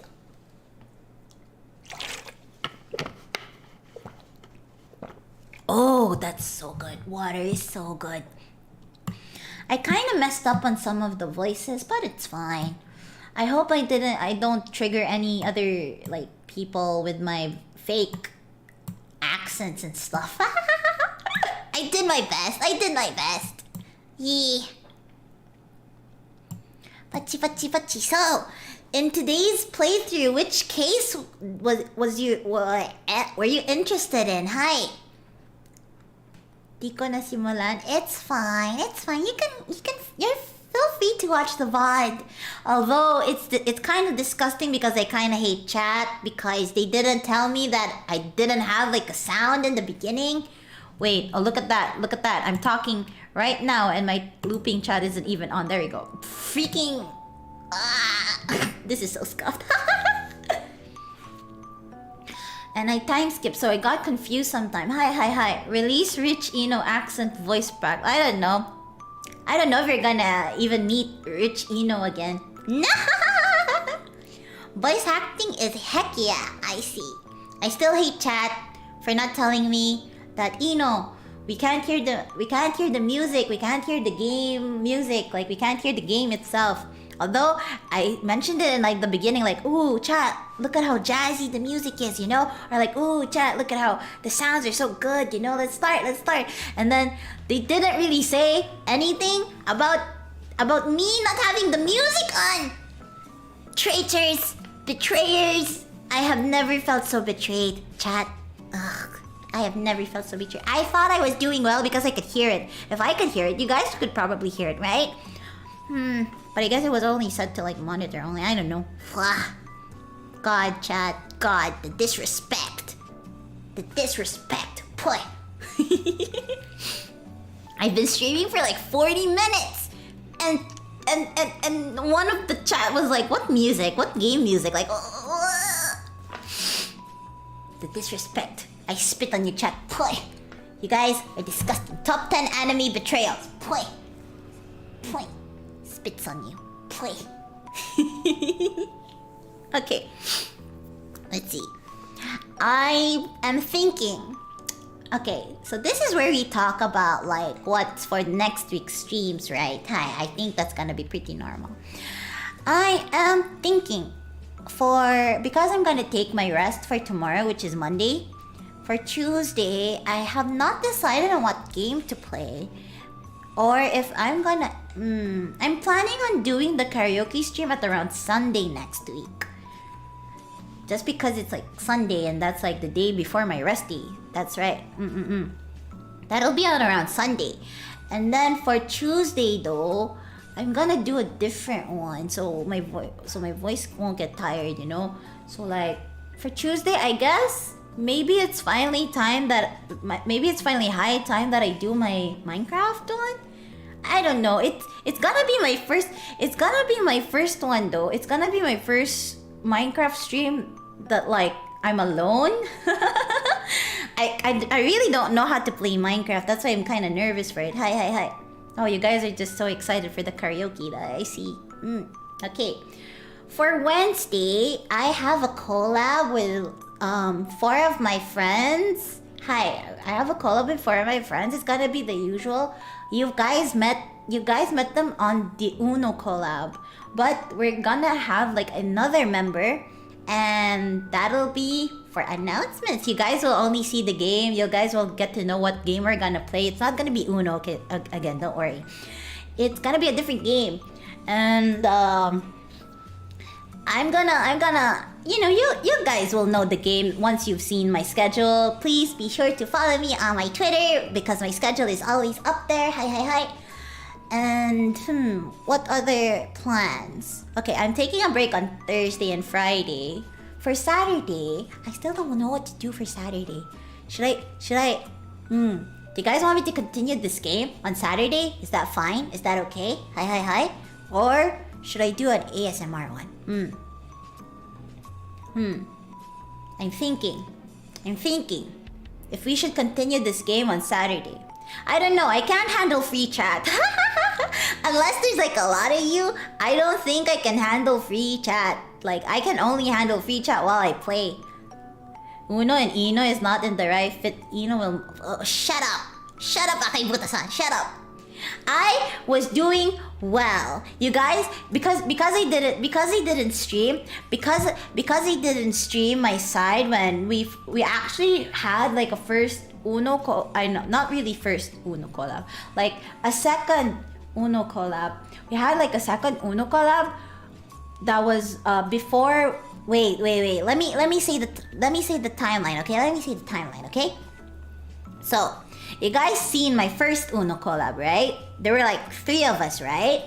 We actually have like another. We actually had like another collab, but it was so early. It was around like 12 p.m. I think it was around 12 p.m. I think, which is different from the second Uno collab I have up on my channel. It's because we did that on Mimi's stream. On Mimi's Donathon stream. Hi. She kind of requested. That's why I had to like wake up early. Anyways, I was in that game. I was winning, bros. I was winning, boys. I was like the first kind of winner. I almost won the whole game. If like I had like 470 points out of 500. I was winning matches, bro. Winning them left and right. Gosh. And it's kind of unfair because, you know, once I streamed it, like on the second collab we had, where I was already streaming my side, you guys saw me molding. That's it. She's doing well. She received 20 cards and cried. No, Akaibuta. It's because you didn't watch Mimi's stream. You guys didn't watch the one where I wasn't streaming my side. That was the Donathon. We had like I said, we had like a first Uno collab stream with the 4 of us, and it was on her Donathon. None of us were streaming. Ni, Deichu, and Akanari weren't streaming at all. She was the only one who was streaming. And I was winning. But the one Akaibuta-san is mentioning now about the 20 cards, that's the second collab. Hi. Because you didn't stream your POV. Yeah. See? This is what they call streamer luck. This is what they call disgusting streamer luck. Because once I streamed my side, I was losing. And I hate it. I hated it. Dang it. Okay, let's see.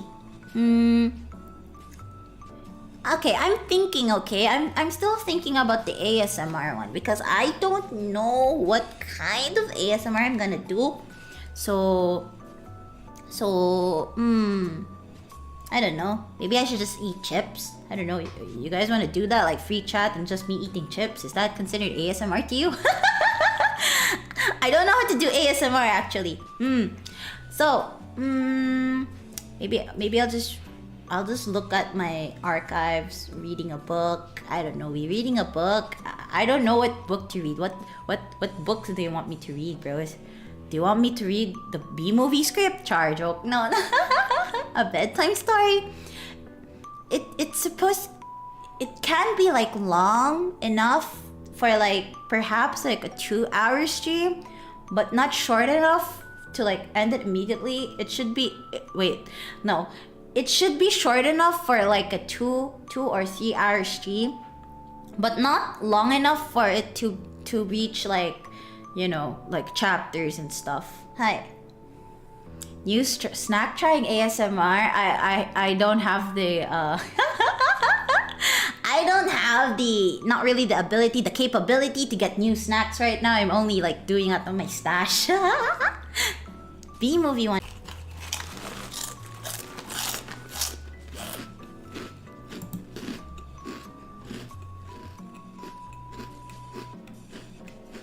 Oh, sorry.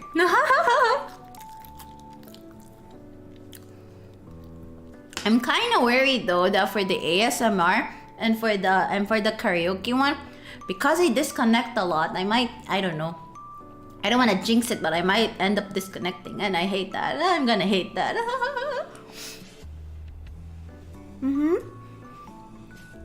Hello. So, I might also end up doing an announcement. Let's see. Let's see the calendar today. Hi, yeah, I might end up doing an announcement on around Sunday next week after the karaoke stream. And you guys might be saddened about that announcement. But yeah, hi. If you DC, just continue the song. Hi. I will. I've done that. If I don't know if you guys watched my birthday stream. I did a birthday stream and it was a karaoke. So feel free to send requests my way on like my love letter link in the description box below. Hi. I'm gonna do that. Yeah, I feel like my description box is kind of neglected. I've done so much work on that. If you guys wanna tell me anything or something, you know, just plugging it in. I have a say out. Please feel free to send me messages you want me or like a request for like something to sing so I can learn it throughout the week. Just so I know what to sing or to prepare on the karaoke stream because I have no idea what I'm gonna sing. Like I know a lot of songs, but then hi. I have both Say Out and Marshmallow. But wait, did I put my Marshmallow on my YouTube? I had a Marshmallow. I think. Let me check. Yeah, I have a model. I have a model on my YouTube channel. Hi, but it's not in my description box. Hi. So please feel free to like tell me any suggestions or stuff that you guys want me to do. Hi. And I'll be sure to read them out. Because since we can't do any, I don't know, super chats and stuff like that. You guys can request anything of me. Anyways, so time to request Jumbo Hot Dog. Okay. Let's try not suggesting anything below the belt, like literally below the belt. Or like any we're a family friendly channel, okay? Let's try to make it clean that way, okay?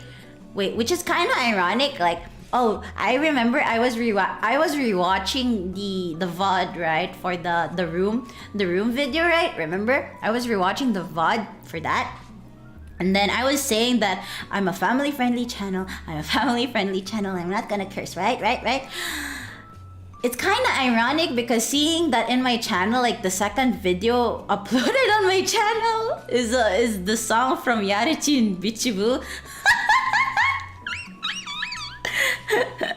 And I'm saying that I'm a family-friendly channel. God, I should take that down. But I've been contemplating if I should take it down because I worked hard on it. Like last year, it took me like 10 hours to edit that video. Like it's such a simple video, but it took me straight 10 hours. And I did not do any sleep. I think I worked on it at around 12 a.m. and I managed to finish at around 10 a.m. I was like, I should upload this the moment it hits April 1st. So I was thinking if I should like private it but then I was like, but all my hard work then, like the adrenaline rush of me just trying to come up with content, just trying to put something on my channel. But still it didn't work. It's fine. Which is why I'm trying to like consistently stream now. I'm thinking of doing like more content, but I don't know exactly what to do. Wait, what the fudge? How did I went from 131 to 135? What sorcery did you do? No, it's history, so don't delete. What? What sorcery did you guys do? How am I already at 135? Did you guys make other accounts? I told you not to spread my name. Don't spread my name. I don't want to reach 250. Oh no. God. Haruki, you were scary. Screw you. Told you.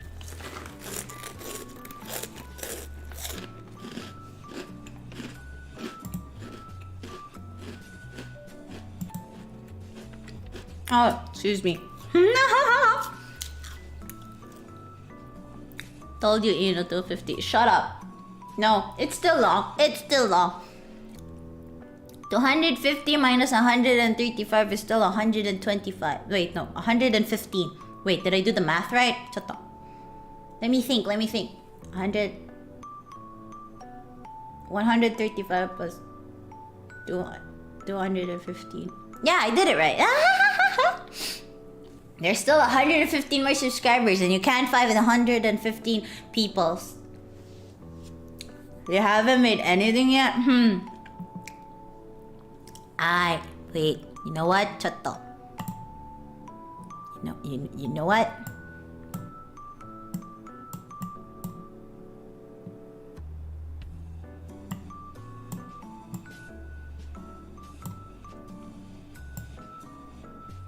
I can smell your bull. I can smell your bull. You are not innocent. Screw you. Screw you saying you're innocent. I can smell your bull. Your bull. I'm not gonna say the complete word because it's a bad word, but yeah, I can smell your bull. You are not entirely innocent.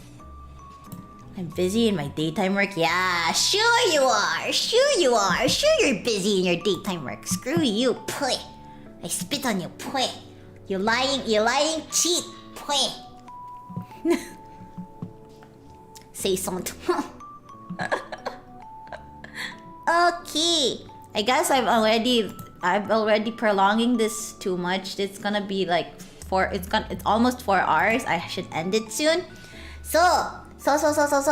I will be ending the stream. So let's say our greetings, okay? Let's say our goodbyes, our farewells, because we always part.